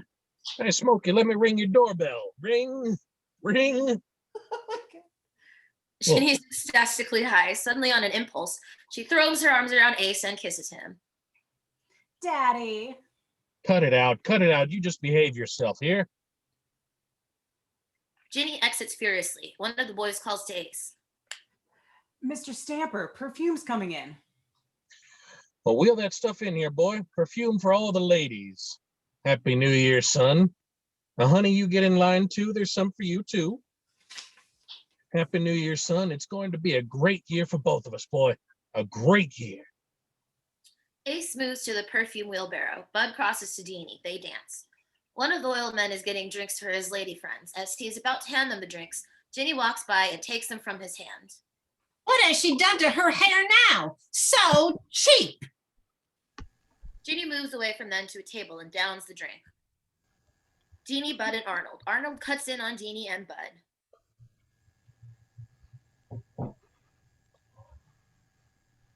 Yeah, I think I forgot to type it. Oh, Sorry. I'm Arnold Ross. I met Deanie as we were coming in, remember? Yes, but this is Kay's date. He's a college boy. Arnold whisks Deanie away. Bud crosses to Ace. As Ace calls, Son, come here, son. Ginny finishes her drink and picks up another glass. Everyone is watching her. The men are afraid that she'll speak to them. The wives are all watching. She speaks to one of the men who is sitting with his wife. Will you dance with me, Dick? No thanks, Ginny. Ginny circles the room till she reaches another table. Charlie, dance with me. That's someone. Brianna. That's Brianna. Oh, not right now, Ginny. I didn't know you were married. Hallway. Ginny leaves Charlie's table. She moves down a hall. She slams into a door that is double hinged. As it swings back into view, we see a sign on it. Men's. Offstage, we hear. Hey, Jeff, look out. What are you doing here? Zip up your pants. Get out of here. Hold on this door, and in about 3 seconds, Ginny comes out again carrying a flask. She is followed by a group of men who from now on follow her in growing numbers right to the end of the sequence. She staggers drunkenly, drinking from the flask. At the end of the hall, she spots Joe. She throws her arms around him and kisses him. Ace is still watching Ginny disapprovingly. Go get your sister, Bud, and take her on home. Ginny, Joe, men, and Bud. Ginny is kissing Joe. Oh, Joe, Happy New Year. Bud walks up to Ginny and pulls her away from Joe. Hey, sis. Happy New Year, sis. Happy New Year. Come on, sis, let's dance. He leads her onto the dance floor. The men follow. Side porch. Bud dances Ginny into the summer porch. It is not used in the winter and is empty now. Deanie dances by with her partner and looks at him as he closes door. Ginny is drinking from flask. You don't have to dance with me either. Where are you taking me? Where are you taking me? Bud sees that the back of her dress is unfastened and throughout scene tries to fasten it up. The men have followed Ginny and Bud and enter the scene through the back door of the summer porch. They stand around drinking from their flasks and watching Ginny. Sis, don't you think I ought to take you home? No, you can tell him I'm not going home and you don't have to dance with me either. I like to dance with a good-looking girl once in a while. Bull! Bull, if you weren't my brother, you wouldn't come near me. You nice boys, I know what all you nice boys are like. The only place they'll speak to me now is in the dark. In the dark. Yes, in a dark automobile. Oh, they're very familiar then. Leave me alone. Bud exits through the door. Jenny runs down the porch to Joe and the men. The men are fighting over Jenny, felling her, taking liberties with her. Joe, where you been, Joe? Oh, come Joe. on, Jenny. Your mother's watching. Where are you, Joe? Here I am. Joe, let's go. Where? Anywhere. As Jenny starts to exit outdoors, she flings open the door that leads to the dance floor. Flinging her purse, she shouts, Happy New Year. Jenny and men exit outdoors. Country club night. Bud is terribly disturbed by Jenny's behavior. He stands in the middle of the floor, bewildered. Deanie comes by dancing with some boy. She taps Bud, leaving the boy and going into Bud's arms. In the background, we see Arnold exiting after Jenny and men. A girl's got a right to claim her own date now, Bob. Bud and Deanie danced away. The parking lot. High wind is blowing. Jenny goes towards her car, followed by men. They're lagging but persistent. Joe holds on to the side of her dress. She drunkenly pulls away. She goes and leans against her car and passes out. Joe, first man, moves into her. Taking her, he leads her into the Stamper coupe. Kay is wandering around the floor. She comes up to Bud and Deanie. Deanie, did you see where Arnold went after he was dancing with you? What's the matter? You get stood up, Kay? It looks like it. Would you be an angel, Bud? I'll love you the rest of my life. Sure. I'll go out and look for him. I guess I should have expected something like this from a college boy. The parking lot. Bud exits the country club calling for Arnold. Arnold stands in a group with two other boys his age. They are whispering together in an excited, laughing voice. In the background, we see a familiar car, Mrs. Stamper's coupe. When the two boys see Bud, they run back inside to the country club. Hey, Arnold! Arnold! Over here, fella. Hey, Arnold, your date's waiting for you. She can wait. There's something going on here a lot more interesting. There's a girl in that car. In a circle of light, there lays Ginny's bow from her dress. Back in the distance, there is the Stamper coupe. First man, Joe, has exited the car and is putting on his eyeglasses and combing his hair. A second man moves into the car. Bud moves to the Stamper coupe. He recognizes Ginny's dress bow and picks it up. One of the red men recognizes Bud as Ginny's brother and gives a high sign. They start to move away. Suddenly, uncontrollable anger seizes Bud. He opens the door of the car and pulls the second man out. Bud knocks him down. The other men come to remonstrate. Bud begins to go for all of them. The men decide to give him a beating. They pull Bud off the second man. One man hits Bud in the stomach. Bud falls to his knees. Another man pulls Bud up, setting him up for a punch from another man. Country club side porch. Deanie is seated, waiting for Bud. She rises and crosses to the door leading outdoors. The door opens and the two boys come racing in. What's the matter? What's happened? Nothing? Have you seen Bud? The boys don't answer. They exit back into the dance. Deanie runs out the door. Parking lot. Jeannie is lying on the seat of the car. She comes to. She sits up, sees Bud and the men fighting. She screams. She starts the car. Ginny drives. Bud is taking a beating from the men. Ginny tries to ride them down. They jump out of the way. As soon as the car passes the men, more furious than ever, converge on Bud. The chauffeurs watch the fight. They are amused. Deanie zigzags through the parking lot, past the old men watching the fight. Have you seen Bud Stamper? Have you seen Bud Stamper? The men don't answer. They move away. Deanie suddenly sees Bud taking a beating from the men. The men see her and scatter. Bud is exhausted, blood streaming down his face into his white, stiff shirt front. He staggers, almost falls. Deanie runs to him. She has to catch to him to hold him from falling. Bud, what's happened? Bud, what's happened? Let's go home, Deanie. Let's go home. Bud pulls away from her and staggers toward his car. Deanie starts after him. The Loomis home. Bud's car drives up. Deanie gets out of the car. Bud opens his door, starts to get out, then falls back in the car. Deanie moves back to the car, calling Bud. Bud closes door of car. Deanie? Bud. His intent is to tell her that he can't see her anymore, but he loses that intent and says, Good night.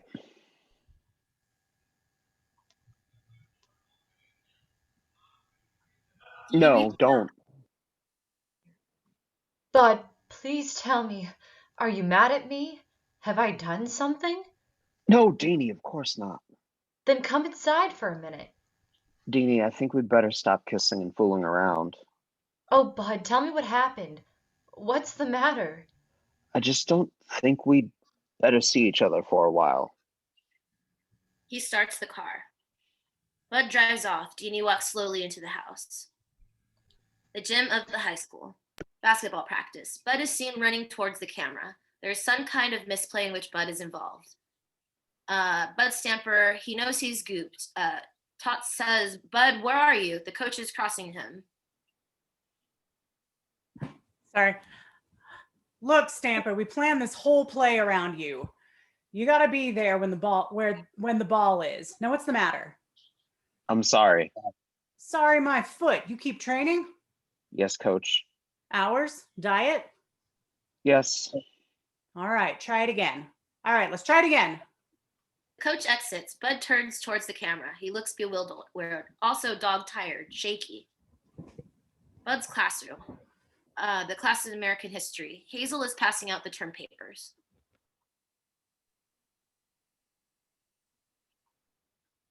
Miss Longfield. Is Hazel Miss Longfield? I don't know. Because I'm Hazel. Beth is Miss Longfield. Oh. I'm so sorry. I have to scroll up because for some reason I forgot that I gave myself that part. Page 68, babe. I thought it was you. Okay. Weren't me, babe. Stupid. But wait, shit. That's not what I wanted to say at all. Excuse me, class, for my foul language. And I wanted very much to say this. I want to give most of you in this class a high compliment on your term papers. They're the best set of papers I have ever received. All applaud, except Bud, who is sitting glumly at his desk. The bell rings. The class gets up and starts exit, chattering excitedly about their marks. Miss Longfield calls to Bud. Bud, just a minute. There's something I want to tell you. Bud is aware of what's coming, and he can take it, but he is aware of the students passing by the desk, and he's embarrassed about their overhearing what she's about to say to him. Bud, your term paper was very inferior. Yes, I suppose it was. Just remember, you've got to do much, much better to get into Yale next fall. Yes, sir. Yes, ma'am. He turns and exits. She looks after him. She's not at all sure he'll do better. She's puzzled. Deanie is waiting outside of Bud's classroom. Bud exits the classroom. Bud, I miss you, Bud. I just want to wish you good luck on the game.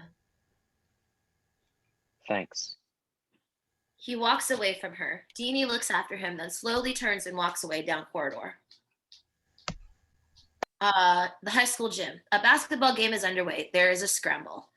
The tension suddenly sags on both sides. The men straighten out, back off, and reveal the prone figure of Bud Stamper. The cheers of the crowd stop. Silence. Coach Albright runs out. He and the referee hover over Bud. Albright referee bending over Bud. The players are gathered around. The coach raises his head. Doc Smiley? Doc Smiley in spectator stand rises and starts out. Interior locker room. We see that Bud is lying on a bench in the locker room. There is a thermometer in Bud's mouth. The doc is just drawing it out. Bud looks hazy. Doc? Yes, Bud? What happened, Doc? You tell me, Bud. Door to the locker room. Deanie is trying to get in. Some players are in the doorway. Coach? What is it? Coach Albright, what's the matter with him? He just had a fall. It's nothing at all to worry about. He closes the door on Deanie as she says, Coach! The camera moves with him as he crosses to Doc Smiley and Top Toots. 104. I'm going to recommend the hospital, Coach. There's a lot of pneumonia around. Pneumonia? Oh my God. The corridor of a large hospital. Deanie, Ace, and Mrs. Stamper are seated in the anteroom of the hospital. Doc Smiley enters and Ace rushes to him. Doc, I've signed my name on this check here. If you pull my boy through, I want to give you a bonus. $5,000, 10,000. But I'm doing everything that can be done, Ace. You just fill in the amount. Look, Ace, I think the boy's going to be all right, but if he isn't, What do you mean if he isn't? I'm not a very religious man, but I know every doctor knows you can't reckon with the will of God. Deanie turns and goes. Church. In the foreground of the pew sit Deanie and the Reverend Whiteman. Just say whatever is in your heart, Wilma Dean. All I can think of is, dear God, please make him well. Make him well. Then that is your prayer. Aren't there some words I should say out of the Bible? I can't think of any that would be better than your own.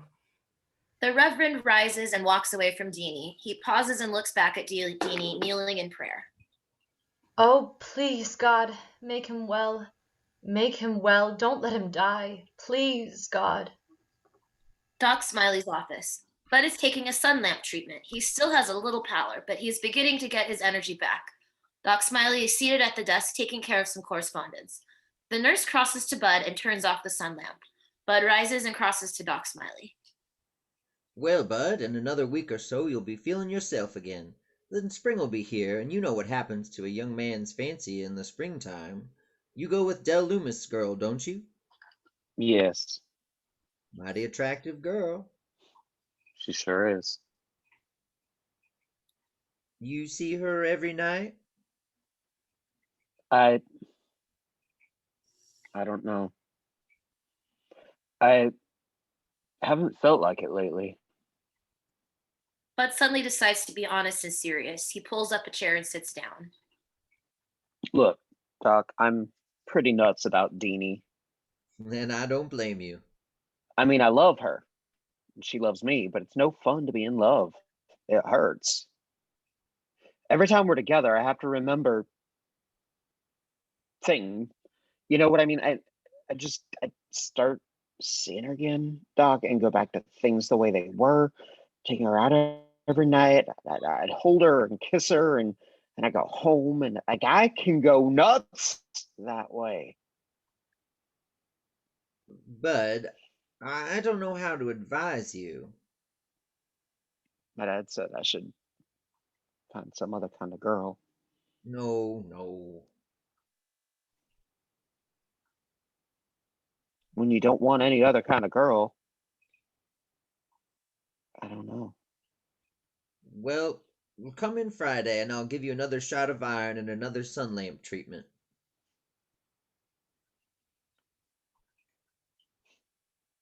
Okay. Doc, so long.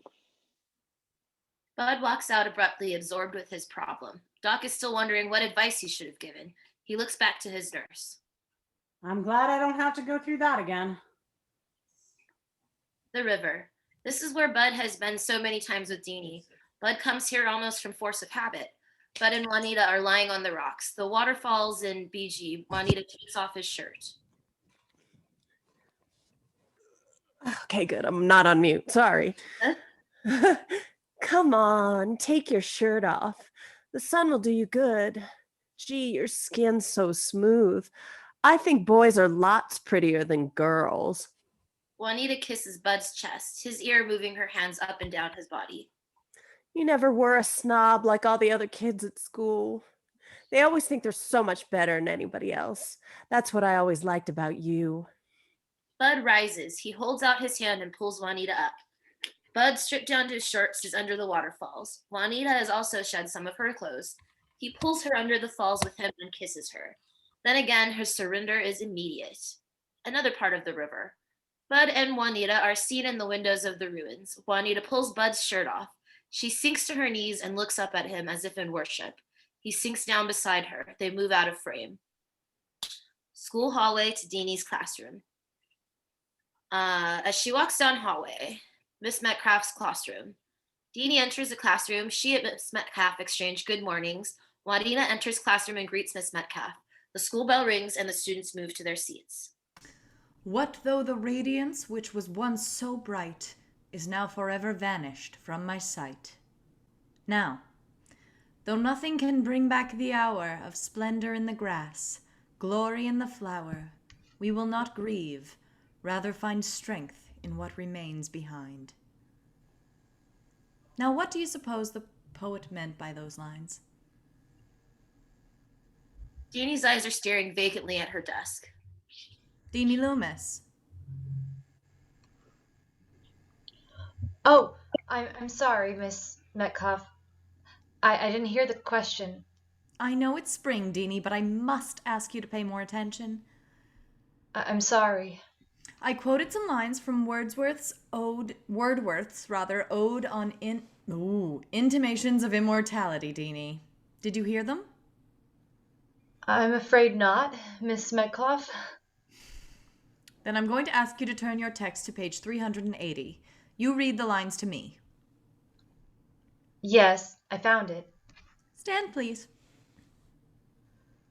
Though nothing can bring back the hour of splendor in the grass, glory in the flower, we will grieve not, rather find strength in what remains behind. Now, perhaps you can tell me what exactly the poet means by such expressions as splendor in the grass and glory in the flower. Well, I think it has some reference.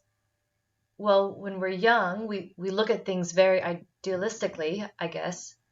And I think Wordsworth means that when we grow up, that we have to forget the ideals of youth and find strength to Miss Mikloffs, may I please be She runs from the classroom, leaving it in odd silence. I'll go see what's the matter. Miss Metcalf excerpts after Deanie. It's her Juanita, fault. surrounded. Juanita suddenly finds herself in the center of a circle of angry girls. It's her fault. Deanie was in love with Bud Stamper. They throw more accusations at Juanita. June grabs her mirror and breaks it. Hazel grabs her comb and tosses it away. Juanita begins to sob pitifully. The door of the classroom. Miss Metcalf hurries in. We see from her manner that something serious is the matter. June! You're Deanie's best friend, aren't you? The school nurse is sending her home for the day, and we think someone should go with her. June runs out. School nurse's office. Deanie is lying on the cot behind a screen, the nurse standing beside her. The door opens and June enters. Hi, June. Hi. Deanie is mildly hysterical. The nurse and June cross to front of the screen. The nurse whispers to June. Gave her a little sedative. She'll be perfectly all right in a little while. I'm not sick. I'm all right. I'm all right. The nurse helps her back into bed.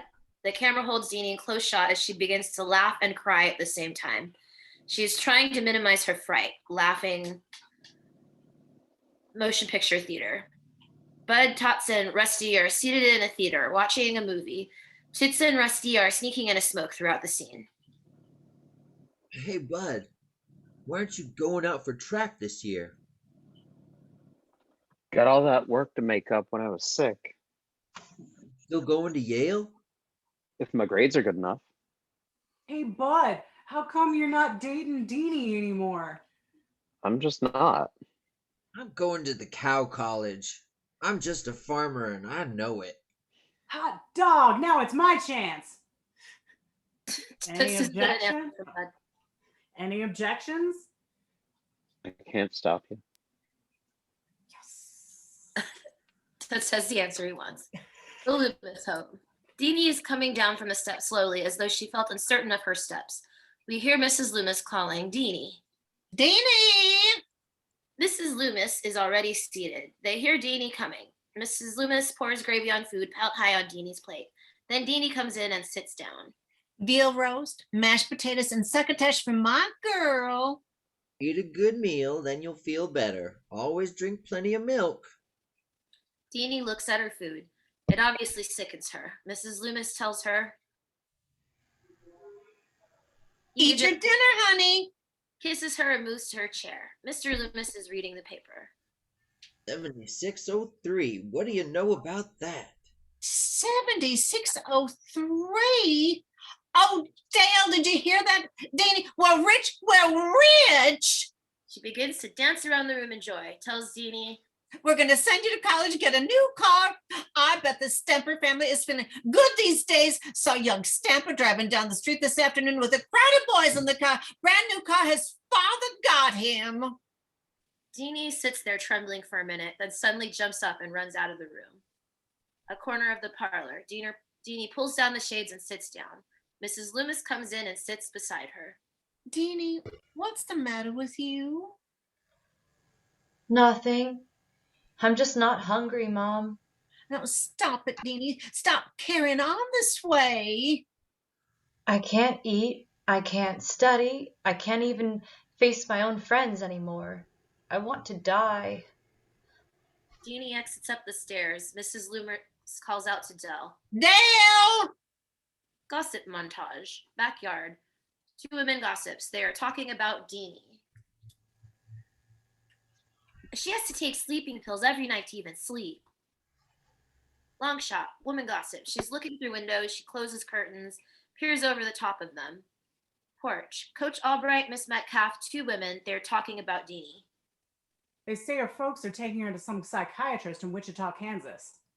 Heavens above, you mean she's... Miss Metcalf's classroom. Kay, June, and Hazel are looking out the window of the classroom. They're talking about Deanie. No, she's not crazy. She just, what you call, shocked. I don't care if his father is making my folks rich. I hate Bud Stamper. Take a date with him in a minute if he asked you. I absolutely would not. Shh, here he comes. Bud walks in and comes over to the girls, innocently to say hello. Hi. The girls look at him and turn away. All right. He turns and goes on. Deanie, the Loomis bathroom. Deanie is in the bathtub and it is full of very hot water, steam. Feeling better, dear? Yes. Oh, yes, yes. Oh, nothing like a good soak. Deanie, tell me, what's been the matter these last few days? I'm sorry I troubled you. I don't want to worry you. Don't want to worry anyone. Is it all on account of because of Bud? Because he doesn't call for you anymore? I don't know. I don't know what. I don't know. I have a mind to call that boy and tell him what I think. Don't you dare! Don't you dare! Don't you dare! Don't you dare! Do you hear me? I won't, Deanie. I won't, Deanie. I won't. I was only joking. Deanie's lying back in the tub, but her eyes closed, trying to regain control of herself, but she's not succeeding. Her lips tremble. She tries to hold them still with her fingers. Mrs. Loomis' voice is the accredited voice of the gentle, understanding mother. Deanie, how serious had you and Bud become? I mean, will you know what I mean? Deanie, had anything serious happened? Did he spoil you? Spoil? Did he spoil me? Oh, no, I'm not spoiled. I'm not spoiled. I'm not spoiled at all. I'm just as fresh and virginal as they say I was born. Oh, I'm a lovely virginal creature who wouldn't think of being spoiled. Now, Deanie, stop that. You just stop that. I've been a good little girl. Good little girl. A good little girl. I've always done everything Daddy and Mommy told me. I've always obeyed every word. I hate you. I hate you. I hate you. Dale, help me. What's wrong? People can hear her all over the neighborhood. What are we going to do with her? Oh, Dale, good grief. What are we going to do? Give her some of that medicine. I hate to give to her so often. What else can we do? Here, Denny, this will quiet you. Front porch, Loomis house.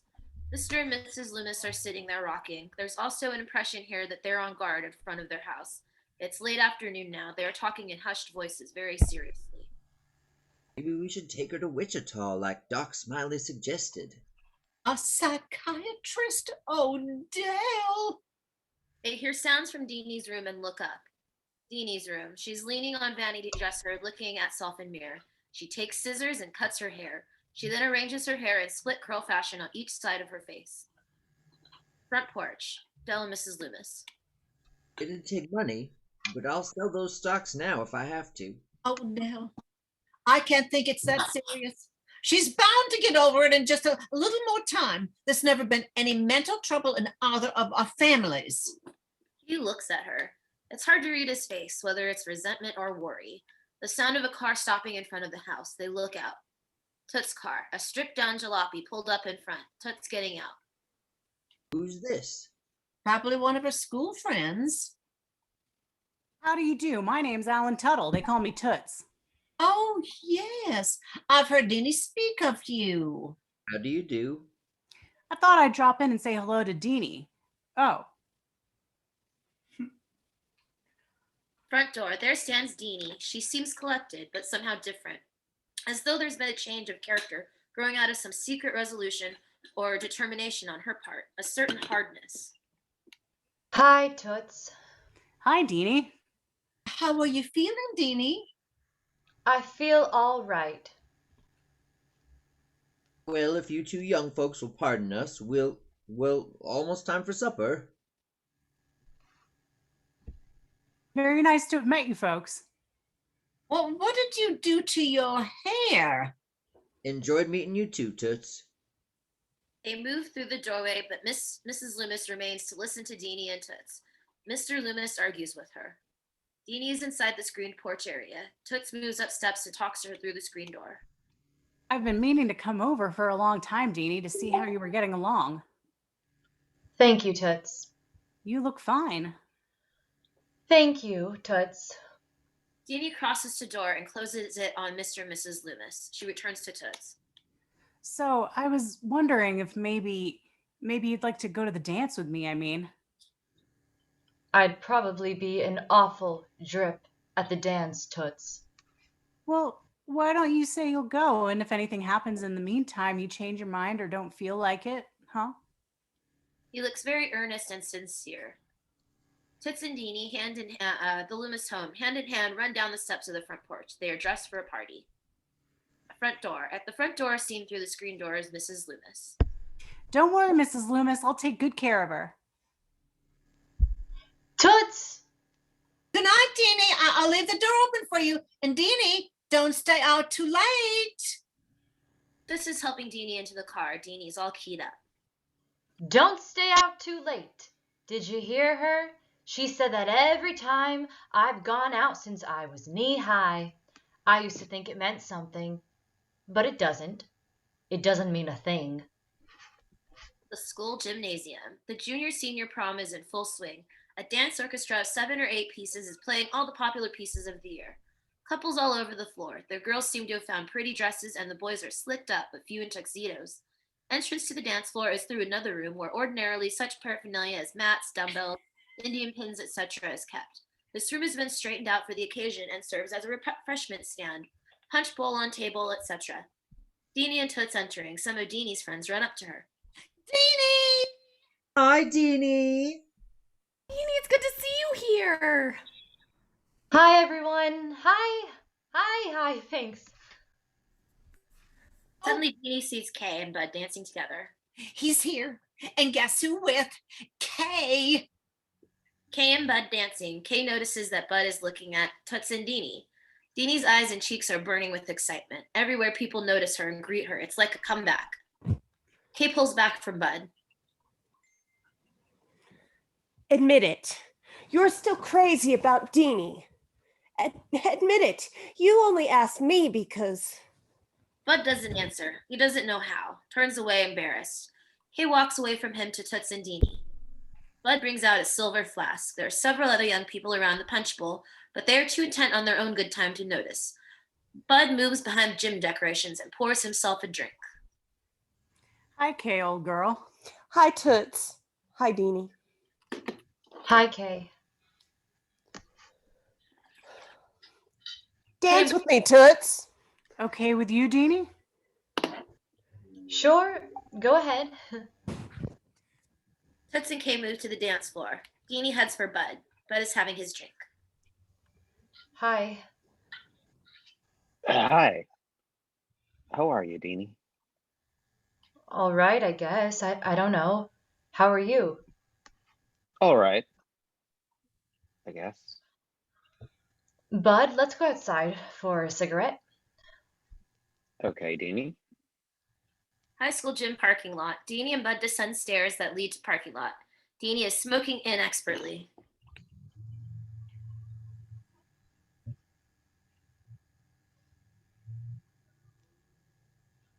Bud? When did you start to smoke? The last few weeks, I had to do something. Mom had a fit, but she doesn't say anything anymore. They find themselves surrounded by neckers on the steps. They look around for a minute. She sees where she wants to lead him and starts to lead him there. Bud, Yes, Deanie. I know why you've quit coming by. Let's not talk about it, Deanie. I've got to talk about it, Bud. All I've done for the past 2 months is just sit home, thinking and thinking, almost going crazy. I want to tell you something, Deanie. Every evening after dinner, I've had to force myself to keep away from the telephone. Oh, Bud. I think about you all the time, Deanie. Toots descends stairs leading to parking lot. Dean and Bud have arrived at the Stamper Coop. But I just can't get started seeing you again the way we were doing. It's hard on a man. But I've changed. I'm not so stupid anymore. I know why you suddenly started seeing Juanita Howard. Now look, Deanie, I've seen Juanita only a few times. I can do anything she can do, and a lot better too. Please, Bud. Please. Deanie, cut it out. Now, Bud. Now. Deanie, you're a nice girl. Cut it out. I'm not. I'm not. I'm not a nice girl. Here, Bud. Now, right here. I don't care. Deanie. I'll do anything, Bud. Anything you want. I haven't had a happy moment since you stopped seeing me, and I just can't go on like this anymore. Deanie, come on, let's go back inside. I don't want to go back inside. I want to stay here with you. I want you. Deanie, no. This isn't the way it should be. Why not? Why not? Why don't you, Bud? Now, Bud.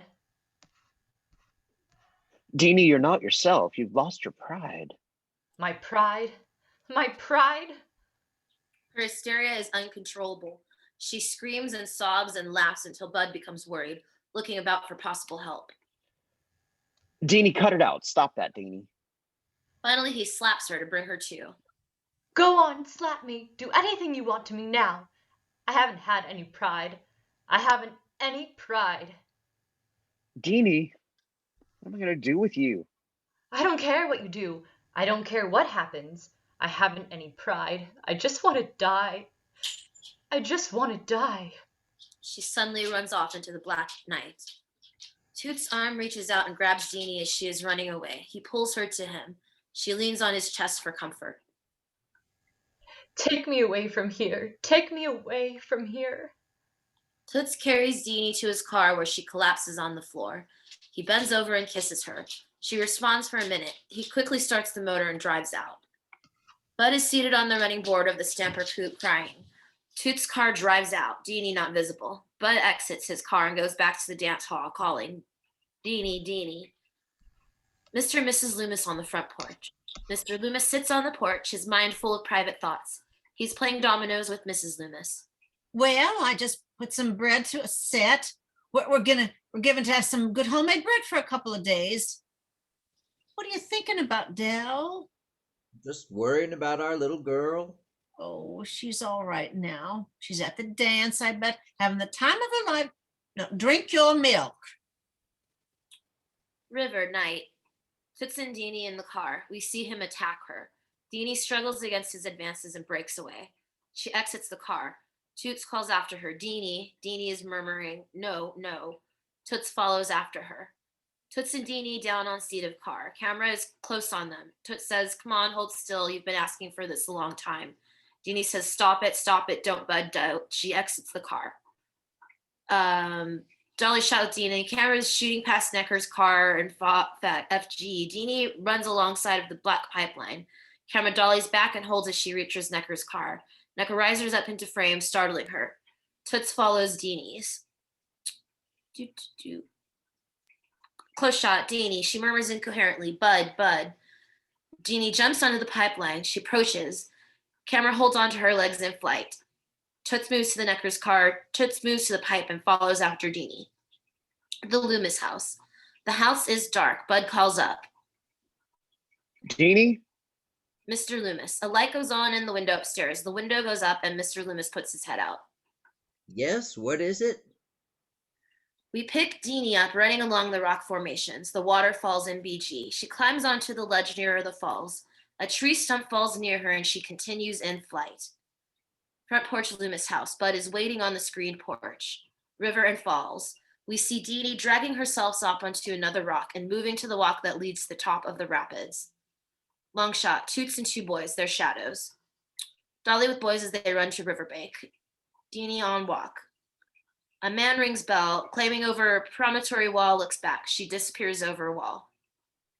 On other side of the promontory, she crouches in weeds. She says, I'm not spoiled, bud, and looks down to water. Camera pans down and holds on water. Her head out of water, she sinks underwater. Toots and two boys, one of the boys dives into the water and starts swimming for Deanie. We pick Deanie up swimming frantically. Toots dives into the water. Another rescuers swim into her. She struggles with them. The current is pulling her to the falls. Camera holds shooting to the falls. We pick up Deanie struggling with her rescuers. She finally succumbs and Toots carries her out of the water. Four boys in water looking off. Wonder what makes a pretty girl do a thing like that. Loomis front porch, but is waiting on the screen porch. A telephone rings. We hear Mr. Loomis's voice over. Toots? Toots. Yes, yes, we'll be right there. He comes rushing out of the house. Come on, come on. The hospital, afternoon. Mrs. Loomis and Bud are seated. Dell is standing in the doorway that leads to the corridor. A nurse passes through. Dell goes up to her. Any word? No, not yet. Not yet. Not yet. Oh, my baby, what made her do it? I don't want to see you ever again. Now, Mom, don't talk like that. I don't care. He's the cause of all her troubles. He's the cause. What did you do to her tonight? Now, Mama. I don't care. I want him to answer me. But she doesn't mean what she's saying. I do too. I want my little girl. I want my little girl. Now, Mama, quit getting worked up. How can I help getting worked up when my baby lies? They're fighting for her life. Good evening. Ace Stamper rushes up to Mr. and Mrs. Loomis and then to Bud. Sorry, Frida. By George, Dell, I'm sorry to hear about this. Son, is she all right? We don't know yet, Dad. We don't know what's the matter yet. Doc Smiley enters. Dell. Mr. and Mrs. Loomis rise and cross the corridor. Doc Smiley is trying to talk to Dell without interruption from Mrs. Loomis. Dell, I'm afraid your daughter is in a very nervous condition. I want to see my baby. Can I see her now, Doc? I'm afraid not, Mrs. Loomis. Perhaps tomorrow. I want to see my baby. Have you thought any more about what I suggested? Yes, I'm going through with it. Oh, Tell. God darn it, I'm going to sell those stocks and send that girl off to Wichita. As soon as she's ready to leave here. Good, I'll make arrangements for you. All right. Now, Mama, I think it's time you and I were home to bed. Dell moves to the anteroom to pick up his hat. Bud breaks away from his father and rushes over to Doc Smiley. Doc, look, I'm gonna marry Deanie. I don't care what he says. Good night, Bud. Good night, Mr. Loomis. Ace looks at Doc Smiley. Doc sort of ducks his look. I'm 18 and that's legal age in this state. I can do whatever I want to. I'm going to marry her. Bud, I'm afraid it will be a number of years, maybe before Dean will be able to marry anybody. What are you talking about? Tell him, Doc. What do you mean? Well, she's proved a little unstable, Bud. Unstable, son. Her folks are sending her to a hospital in Wichita. She'll be there probably quite a little while's my guess. See, son, she's just not the girl for you. You wouldn't want to spend your life chained to a girl who was unstable. Suddenly, Bud runs down the corridor. He enters Deanie's room. She's in a state of shock and doesn't recognize him. Bud backs out of the room. Doc Smiley is waiting for him in the corridor. A nurse crosses through into Deanie's room. Ace waits in the beginning, listening. Bud, do you really want to help Deanie? Stay away from her. For how long? I don't know. I don't know now. No one does. Doc Smiley enters Deanie's room. After an instant, Bud turns and walks off to a corner and starts sobbing. Ace moves into him and tries to comfort him. Bud breaks away and walks off. Deanie's hospital room. She's laying in bed. No, no, no, no, no, no, no, no, Bud. Bud. No, no. Who's that? Who's there? Who's there? There's nobody. Nobody. Was somebody here? Somebody was here. I can see him. I don't want to see him. Pull the shade down. Pull the shade down. I don't want to see him. I don't want to see him. No, no, no, no, no. Yale campus day. It is fall. The trees are beautiful. It's late afternoon sunset, and in the sad falling light walks Bud all by himself. The picture of melancholy and isolation. He turns into a house. Bud's dormitory room. His roommate Jack is there studying. Bud walks in. You have another letter from your father. Bud takes letter and places it down among other letters on mantle. The camera follows Bud as he picks up a deck of cards and moves to his desk. He sits down, then sweeps the books off the desk and onto the floor. He stops to lay out a solitaire. I'm beginning to think that you want to be thrown out of school. But now that the camera is close to him, we can see how deeply depressed he is. He stops the solitaire before it started and looks off. Deanie's mental hospital. Deanie sits alone in her hospital room. In dark shadows, looking hopelessly out the window, but she's a picture of isolation. A nurse enters and Deanie looks around resentfully. Doesn't anyone ever knock around here?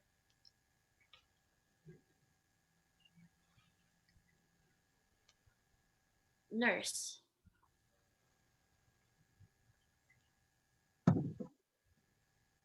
We have a nurse. Is it cast? Nina.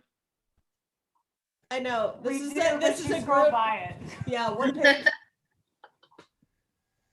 Page 109 of the PDF. Oh, jeez. Sorry, it's like a group effort to do anything fast. There you go. I did knock, Deanie. I'm afraid you didn't hear me. What do you want? I thought you might like to go for a walk. Where? Oh, just on the grounds. I have an escort for you.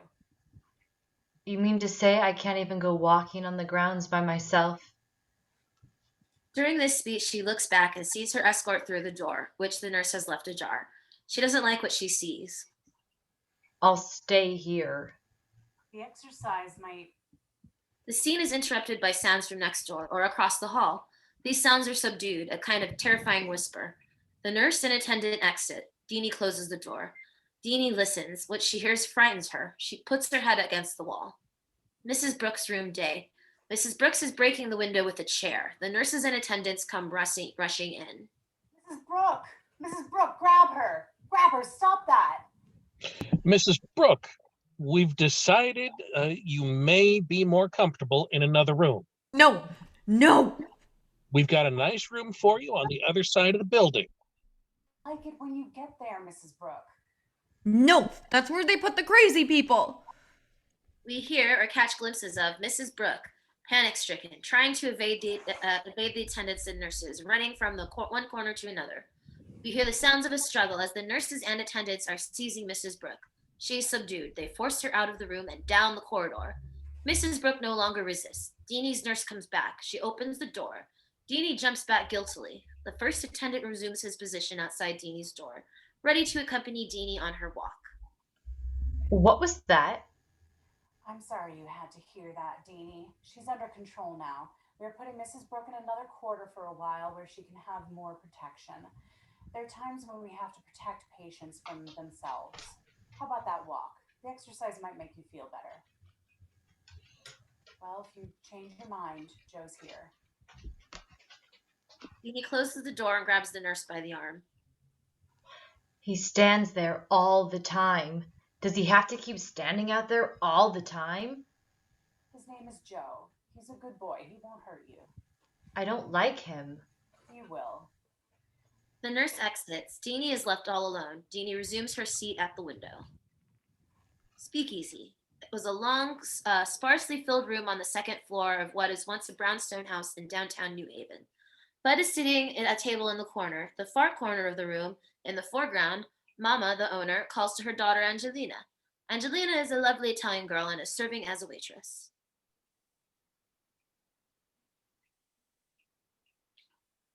Mama. Thinks I'm living in a convent.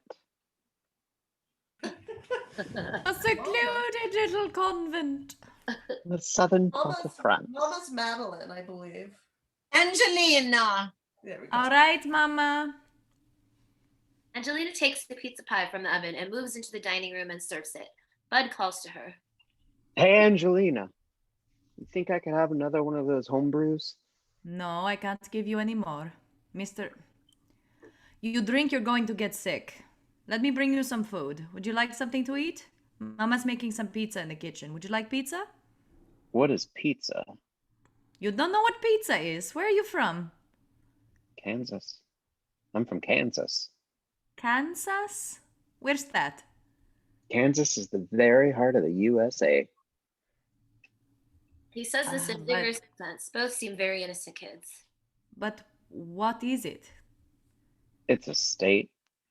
A state? Huh. So that's where your home is. Is it nice out there in Kansas? It's friendly. That's what it's like. It's friendly. Everyone knows your name, knows who you are. Why don't you go back? You must have a sweetheart back there. I did. Come into the kitchen with me, and Mama will give you some pizza. Come on. Bud rises slowly. Angelina moves with him, ad-libbing. Can you make it? It's okay. You're up. The kitchen, speakeasy. Mama calls Bravo. Angelina. Angelina moves Angelina. of Bud and quickly arranges a table for Bud. Her mother is mystified and says, What? Angelina answers her. Nothing. She hurriedly crosses back to Bud and asks him. You all right, mister? She leads him to the table and then runs to the oven and removes a pizza. Her mother crosses it into her. That's for Mr. Mangalamino. So make him another one. She carries the pizza over to Bud's table. Deanie, occupational therapy class at clinic. Deanie is in a class at occupational therapy at Menninger's. There are about a dozen other patients, all ages. They're all busy at some occupation. Deanie is painting a still life. Standing near Deanie is a sensitive-looking young man, a few years older than she, Johnny Masterson. Deanie and Johnny seem interested in what they're doing. Other patients are not, sitting with blank expressions. Deanie beckons to Johnny. Johnny, come here. Come here.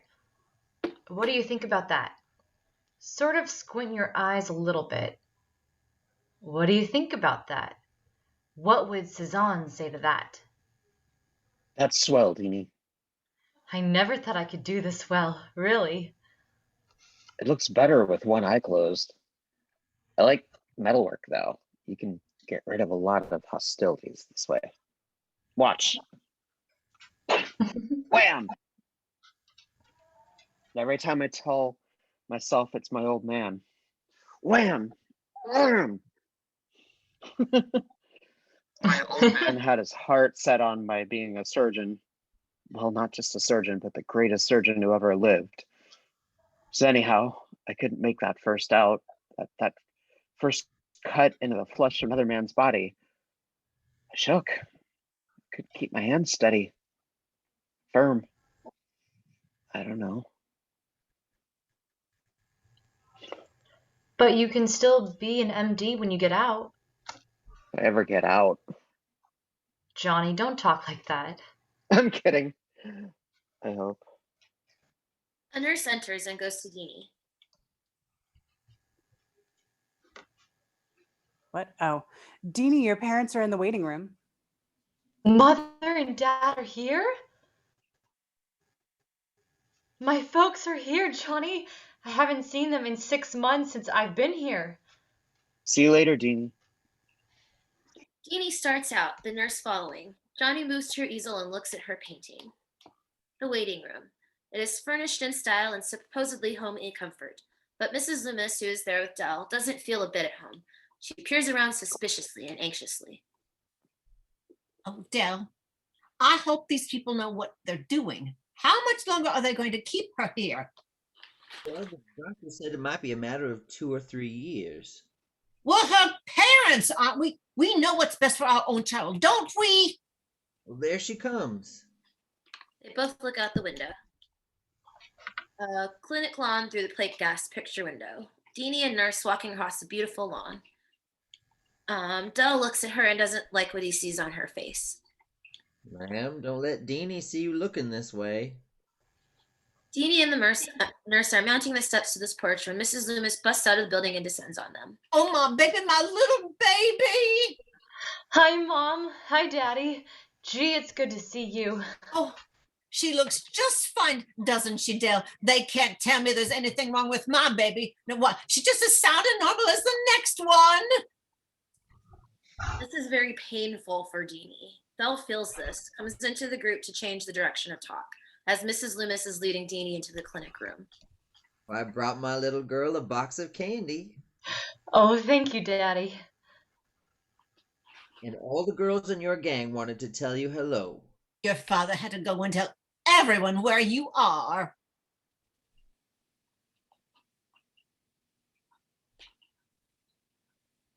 Deanie? Uh-oh, is she frozen? She's frozen. Frozen Deanie? Oh Had a Deanie I'm not sickle? ashamed. There you are. Yay.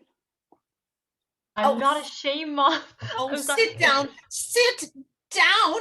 Now, Kay's gone off to Miss Finch's school. Very elegant. Her folks are very wealthy now, you know. June calls about you every week or so. I guess you know she married Bob. Yes, we write once in a while. And Hazel and Carol, well, they're at the university. Hazel pledged Pi Phi, Carolyn Page Kappa. Which is better? I don't know. Oh, the university isn't far from here. Mom. Well, maybe you'd like them to come over and see you some Saturday. I don't think so, Mom. No, I guess not. I guess it wouldn't be suitable, but there's nothing the matter with you. You just remember that. You're perfectly all right. You're just as well off as Kay or June or Hazel or any of the girls. Mama, maybe. Deanie, do you want to have dinner with us tonight down at the hotel? Deanie has had a trying day. I'm afraid she's too tired. Yes, I'm awfully. We're not going to see any more of you. This is all we get to see of you. Mom, I'm sorry. We drove all the way up here to be with our baby, and now they tell us we can't be with her tonight. You want what's best for your daughter, don't you, Mrs. Loomis? Well, of course I want what's best for my daughter. We'll take our little girl to dinner. Deanie can no longer bear it. She breaks and runs. The nurse follows. Mom, I'm sorry. The next time we come up, Mama. She's not our little girl anymore. She's changed. Occupational therapy class. The class is now deserted except for Johnny and one of the women patients. The woman is wailing and is attended by 2 nurses. Deanie comes running in. She moves to her easel. She looks back and waves to Johnny. It's like they weren't my parents anymore. Mother kept calling me her baby, and Dad kept calling me his little girl.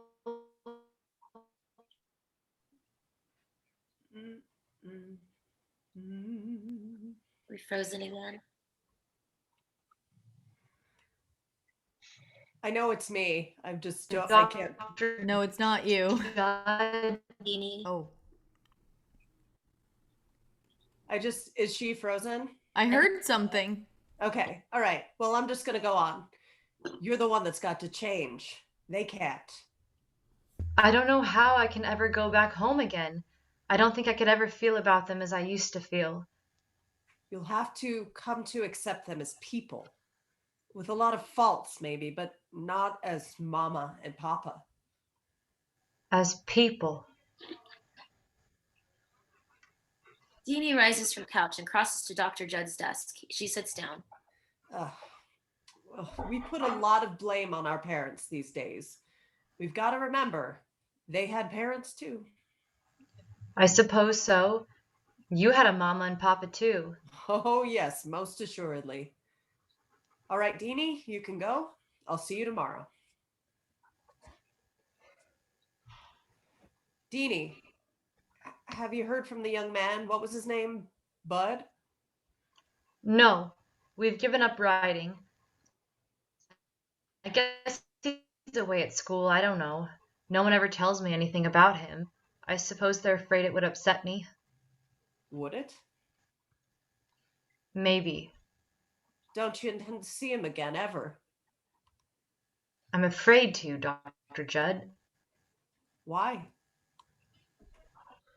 I'm afraid of all of this happening again, if I do. The doctor looks at her with kindness. She drops her eyes. We can see she's scared to death to ever see Bud again.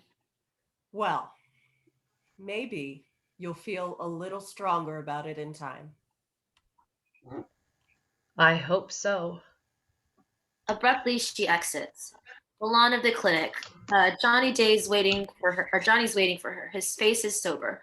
Then suddenly he sees something and smiles. Doctor's office. Deanie has come out of the doctor's office. Johnny calls to her. She sees him and comes running towards him, waving her arms. Loomis porch. Mr. and Mrs. Loomis are seated on their rocking chairs on their porch. I'll bet they've been practicing some of all that Freud on her too. Oh, I've read about him. All he's concerned about is sex, and it's costing us every blessed penny we made in our stocks. If we could have held on to those stocks, we'd have made a fortune, Del Loomis. I didn't think it's very polite of you to turn the radio on when I'm talking to you. Ren, in a position to know, declared that it looks like the worst financial defeat this country has ever known. All stocks are down. Mr. and Mrs. Loomis both listen. Hotel Taft, New Haven. The radio broadcast segues into this scene. Ace is on the telephone. Sell out? What do you mean sell out? You're getting panicky like everyone else. Oh, wait a minute. I said don't get panicky. Don't lose courage, Jack. He goes over and violently switches off the radio. As he resumes conversation on the telephone, there is a knock on the door. Come in. An anonymous-looking young man in a brown suit has walked into the room. Ace looks at him, recognizes him. Hang on, Jack. Hang on. Jack, I can't go on with this right now. Come on in, friend. Have a seat. Be right with you. Well, I'm in New Haven. My son's in school up here. Doing fine. Flunking every course, but otherwise fine. I know he'll be all right. I got an idea of what's wrong. Here, I'll be calling you. Ace hangs up and turns to his visitor. He picks up a bottle and pours himself a drink. Well, what did you find out? You were right. I knew it. Who is she? Well, she's a waitress. A waitress? In a pizza place. It's all right here, Ace. You want a drink? The dean's office, Yale. Present are Bud, Ace, and Dean Pollard. Bud, suppose you tell us what you think. He's just not been applying himself. I know my boy. He could pass any course you people offer up here with flying colors, straight A's. Thank you. Suppose you tell us what you think is the matter, Bud. Have you really been interested in your work here at Yale? Well, no. I Interested? What difference does that make? I sent you here to make your grades and graduate. I'm sorry to disappoint you, Dad, but Listen, son, why don't we talk turkey? Why don't you tell us what's really been on your mind, what's been eating up your time and energy? There's a long distance call from New York for Mr. Stamper. Urgent. Where can I take it? Right this way, sir. Ace rushes out the room, the secretary preceding him. I'm sorry I disappointed him. Bud, is there anything you'd rather be doing now than going to school here? Tell you the truth, Dean Pollard, I never wanted anything but to do anything but ranch. But Dad, Well, I've never held the belief that everyone should go to college. maybe you could talk to him? Well, I'll try. But he's not a very good listener, really, is he? He's a great guy, Dean Pollard. I've got to get back to New York. Bud, why don't you let me talk to your father? Oh, yeah, sure. Thank you, Dean Pollard. Bud exits. Ace hardly notices. What's the matter with people, Dean Pollard? What do you mean? I mean, that whole town of New York is jumping out of windows. I mean, they're quitting. Things are going to get back to normal in a few days. You really think so? I know so. They've got to. They've just got to. Now, as for the boy, I'm taking him to New York with me. I'll have him back here Monday morning, ready to settle down and go to work. I must say, Mr. Stamper, I do not feel that the boy should remain in school here. Please don't give up on him, Dean Pollard, please. Don't give up on him. I've been through this with him once before. He falls for some girl, and then that's all he can think of. I don't think that's it, Mr. Stamper. I think that's it. I think that's it. I think I know my son a little longer and a little better than you do. I had to break something up once before, and I see I'm going to have to do it again. I'll have him up here Monday, ready to go to work. Tex Greenan's nightclub. Ace and Bud seated at a table in this busy nightclub. The dance floor is crowded with dancing couples. A girl set in Kewpie dolls moves through the crowded room. She reaches Ace's table. Cupid dolls. Want a Cupid doll for your cutie pie? How much?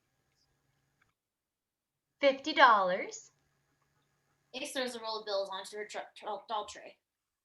See if you can fish 50 out of that, and you give me the rest back. Ace takes a doll from her tray. The girl hands him back the change and moves along to another table. We see Tex enter from the bar. She blows a whistle to get it quiet. Behind her is a line of dancing girls that scamper, laughing and giggling onto the stage. Tex moves through the room greeting customers.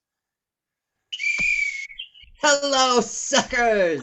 That's enough of that nonsense. When are all you loudheads gonna start spending some jack? Hey, Senator, great to see you again. Oh, Baldy, you're back. Mwah! Oh, the newlyweds. Come on, stand up, take a bow, give the little girl a hand. The newlyweds stand up and acknowledge the applause. Tex moves to the stage and holds forth. Behind her stand the dancing girls. The maitre d' is seating a gangster and his party in front of Tex. He accepts a tip. Hello, suckers! Well, I smell fresh money. I'm glad to see you're not letting a little thing like the stock market crash keep you at home tonight. It was quite a fall, wasn't it? Those things don't bother me a bit. Everything I've got has fallen 2 or 3 times. In the foreground, Ace and Bud. Ace is very drunk, desperately drunk. But I've always had things lifted back again. Close on Ace and Bud. A waiter has come out. Same all around again? No for me. Same all around. The waiter goes. Ace is wobbly. He sees an old friend of his and calls. Hey, Blake! Gestures to him that Bud is his boy. Blake and his wife wave back. Ace indulges in the horseplay routine of punching Bud on the arm and saying, Golly, Bud half-heartedly tries to join in. Dad, you really had enough. oh, wait a minute. I haven't gotten to what I'm trying to say. The point I'm trying to make. Tonight, as I was walking along Park Avenue to get a taxi, I had to dodge the bodies jumping out of the windows. I've never been able to make this one point with you. But let's not be morbid. Happens to be a music crew, and the dancing girls go on to their dance number. They do a simple routine, consistently, mostly of shaking and shimmying. The choreography, such as it is quite vulgar. You see, Bud, I'm not going to be around much more.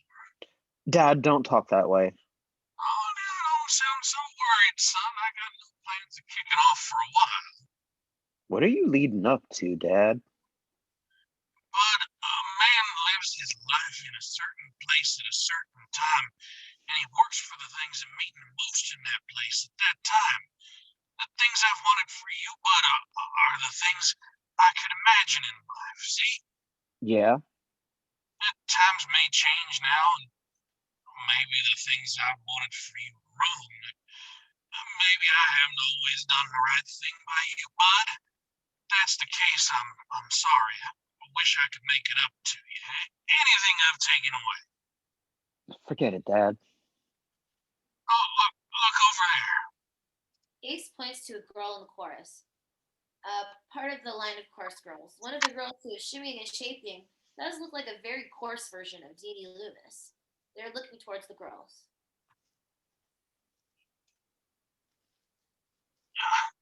Deanie, you see? Yeah, I guess she does look a little like Deanie. A little? Exactly. The same thing. You're not fair to me, Bud. You've never been fair to me on this point.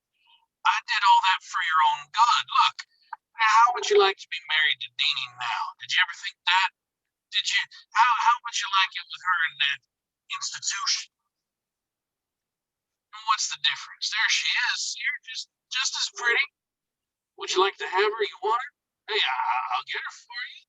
That's what I tell you, Bud. You can have anything you want. Anything. The world's your oyster, Bud. I'll show you. Ace is on his feet, reeling in a terrible state. He reels off. He can't take it anymore. He's on the verge of collapse. He calls the waiter. Will you tell my father? Tell him I got tired. Then I went back to the hotel. The nightclub. In the background, Bud exits. In the foreground, we can see a desperately frenetic Ace, waving his arms, going toward the line of girls. The dance is reaching a climax of frenzy. The music is very loud. Bud's New York hotel room. He is sleeping. A dream has him. A knock on the door awakens him. He doesn't know if it's a dream or real. He gets up, goes to the door. He opens it and sees it's the girl who looks like Deanie. She smiles at Bud, who is still partly asleep.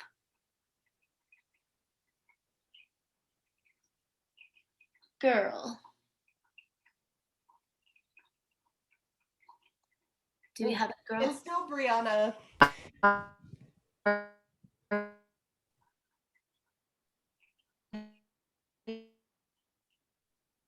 Huh? Yes, ma'am.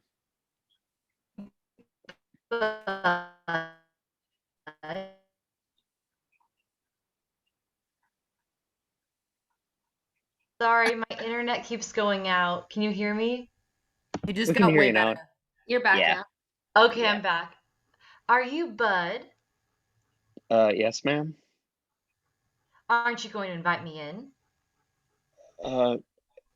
Yeah, come on in. The girl enters. Bud looks bewildered. Ace's hotel suite. It is immediately after. Ace is drunk as hell. With him is another girl from Texas Place. He is dictating to her his last letter to Bud. I worked hard, boy, and I worked late. And that was the way I decided to live my life. Hey, go on, write it down what I'm telling you. All I've got left is you, Bud. I've not lost faith in you, son. It's you I rely on. Where I failed, you will make good. Succeed. You write that down? You got that? Ace sees that the girl's fallen asleep. Oh, didn't get it. He looks out the window again, then slowly turns and picks up his coat jacket. Putting it on, he moves back to the window. Bud's hotel room. He is asleep. The girl who looks like Deanie is also asleep. There is a knock on the door. The girl rises, trying to wake Bud. She quickly puts on her coat and slips out of sight. In the corridor, we see a hotel official and a policeman. They knock on the door. Mr. Stamper. Bud sits up, distant sound of an ambulance. The hotel alley. It is just the first crack of dawn. A desultory crowd is gathered at an odd distance from a body, Ace Stamper's body. It is covered with a police blanket. An attendant lifts the blanket for Bud's identification. A policeman is with Bud. Bud identifies the body. That's him. What do you want to do with? Guess I'll take him back home. Dr. Judd's office. Deanie is there wearing a trim suit for traveling and a hat. She sits opposite the doctor, a small personal suitcase at her feet, as though a final talk has been concluded and she is about ready to leave. Well, I'll be home in a few hours, the first time in. 2 years and 6 months almost to the day. How do you feel about going home? Like going to a foreign country. Dr. Judd, John has asked me to marry him. And you waited until now to tell me? Well, are you going to accept? I don't know. Do you love John? I think so. It's different from the way I felt about Bud, but I love him. I see no reason why both of you shouldn't have a very happy future.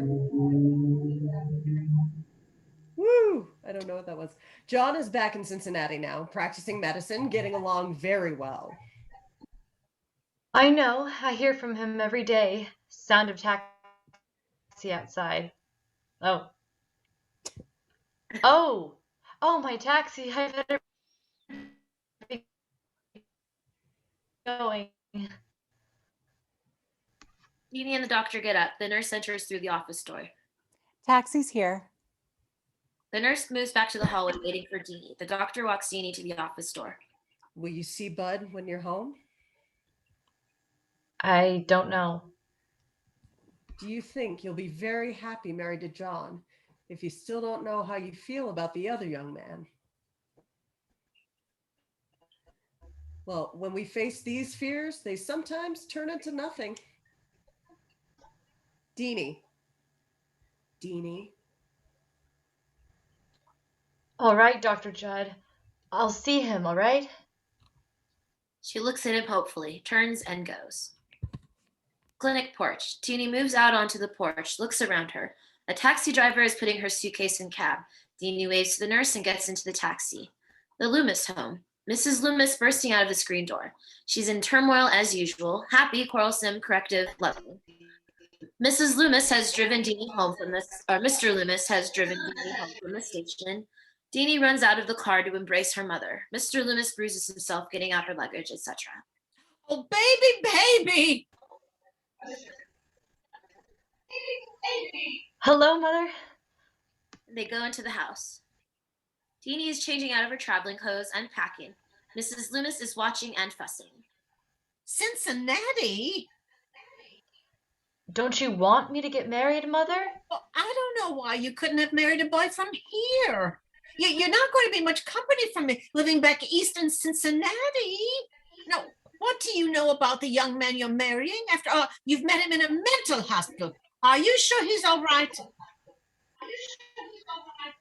Mother, I was in the hospital too. Oh, well, with you, it was different. I mean, you would just run down. That was the only thing the matter with you. Is he a new dealer? I don't know. I could cry, just cry to think I'm going to lose my little girl. How much did this cost? I don't know. Little girls have to grow up. Life sometimes forces them to. Mrs. Loomis looks at her and then goes and closes the door. Coming back close to Deanie with the look of a little girl who fears she may have been bad and wants to make it up. Deanie is now in the mother's role, but more mature.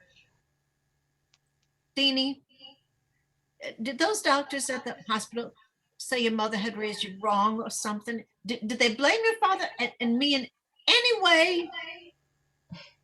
I don't blame anyone, Mom. Well, I raised you the only way I know how, Deanie. The only way I knew how. I know you did. The way my mother raised me, and I suppose the way her mother raised her. And if I brought you up wrong, I don't think you should hate me, Deanie. I don't hate you, Mother. I know I used to hate my mother at times, but I always believed she was right about things. Maybe she wasn't, but I loved her. I love you, Mom. I hope so, Deanie. They embrace. Mrs. Loomis sniffles and manages a smile. Deanie picks up her brush and comb from the suitcase and crosses to vanity dressing table. She suddenly sees the outline on the wall where Bud's pictures were. It'd be nice if children could be born into the world with an absolute guarantee that they were going to have just the right kind of bringing up and all lead happy, normal lives. But I guess when we get born, we have to take our chances. Deanie touches the wall where Bud's pictures used to be. Photo markings on wall where Deanie used to hang. Mom, is he married? Who? Oh. Well, to tell you the truth, Deanie, I don't really know. You needn't be afraid of running into him. Maybe he's living with his mother down in Tulsa. She joined her folks there after old Ace killed himself. They say she's poor as a church mouse. And that girl, Jenny, she got killed in a car accident. Oh, we all knew it would happen the way she carried on. The Stampers are almost extinct in this town now. The home was turned into a funeral parlor.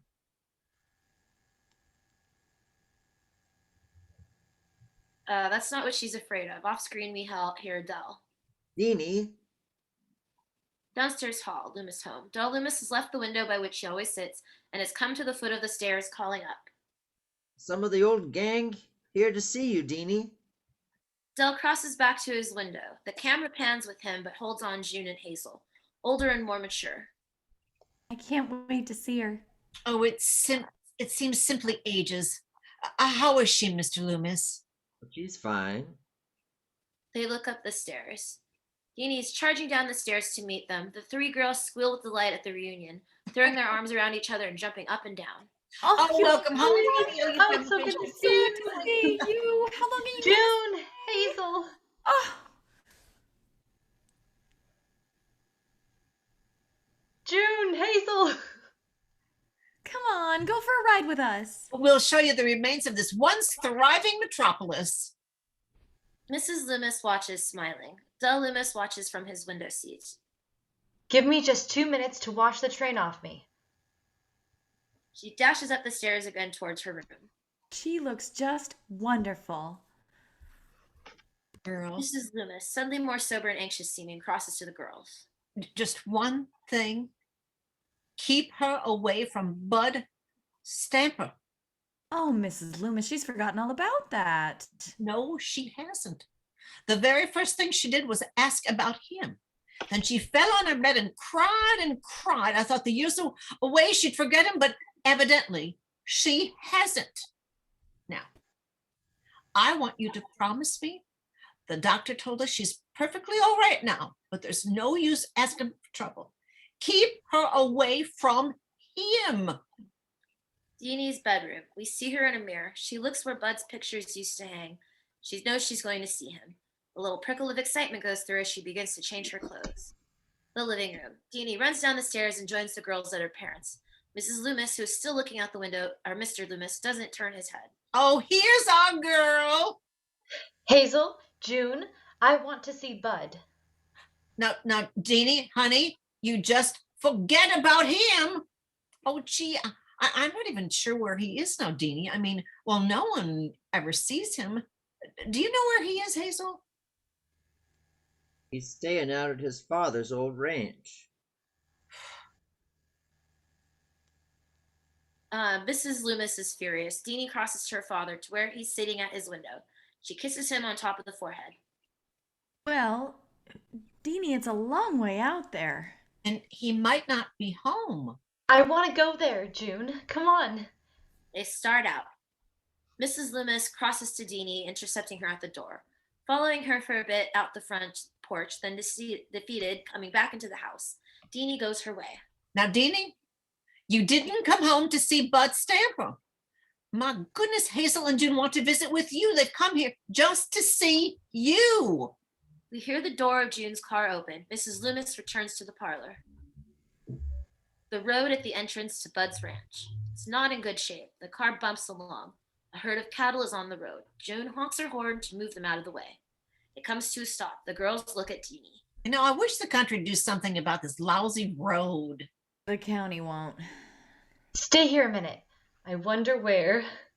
Isn't it a shame? Close on 3 girls Deanie is looking at. The ranch is in ruins.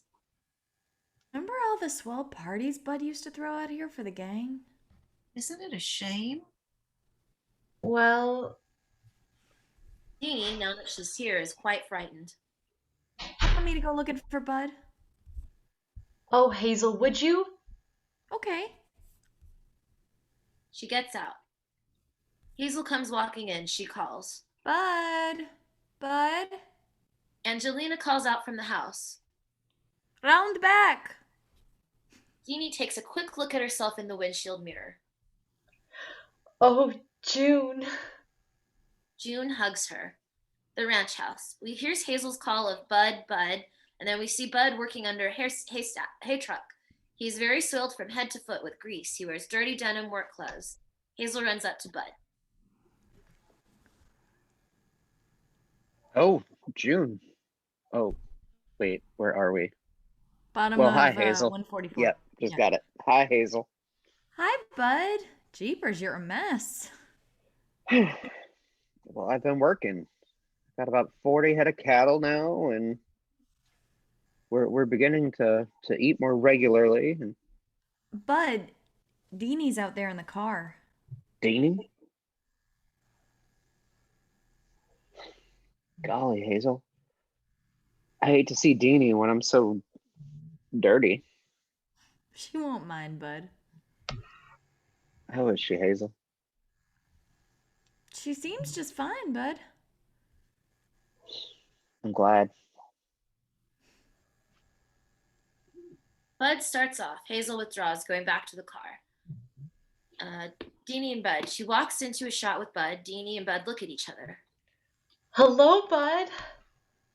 Long time no see. Yes, a long time. It's good to see you, Deanie. Thanks, Bud. It's awfully good to see you, too. Want to meet my family? Of course. Come on. They start towards Bud's house. June and Hazel in the car. She didn't even know he was married. You're her best friend. Why didn't you tell her? I just couldn't. Angie. Yes, Bud. Angie, come out here, honey. I want you to meet someone. A shy Angelina comes forth. We can see that she's a busy wife and mother without much time to care for her person. She still is pretty and has one of these winning smiles so characteristic of Italian women. Whoa. Angelina, this is Deanie, an old friend of mine. Angelina close. Angelina walks down to Deanie. How do you do? How do you do, Angelina? Won't you please come in? The house, it doesn't look like much, but I offer you some wine. Thanks, but I can't stay. Oh. A boy of 1 year crawls out. This is Bud Jr., Deanie. Oh, sure. Hello, Bud Jr.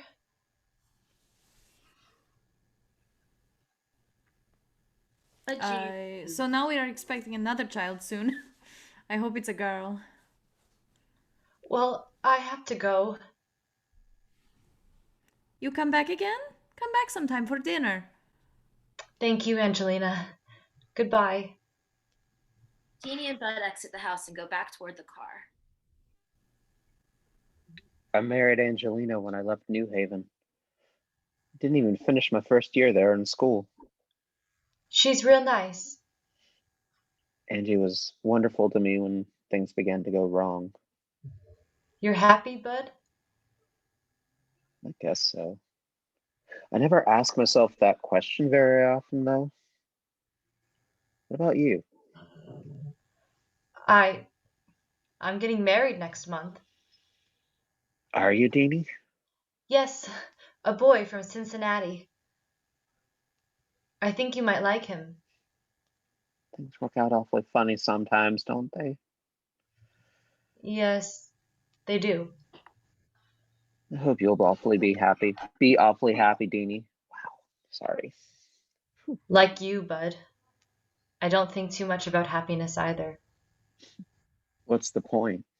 You gotta take what comes. Yes. Well, They stop. They're at the car. Hazel and June are waiting for Deanie. Deanie starts towards the car. Bud calls to her. Deanie! I'm awfully glad to see you again, Deanie. Thanks, Bud. Goodbye.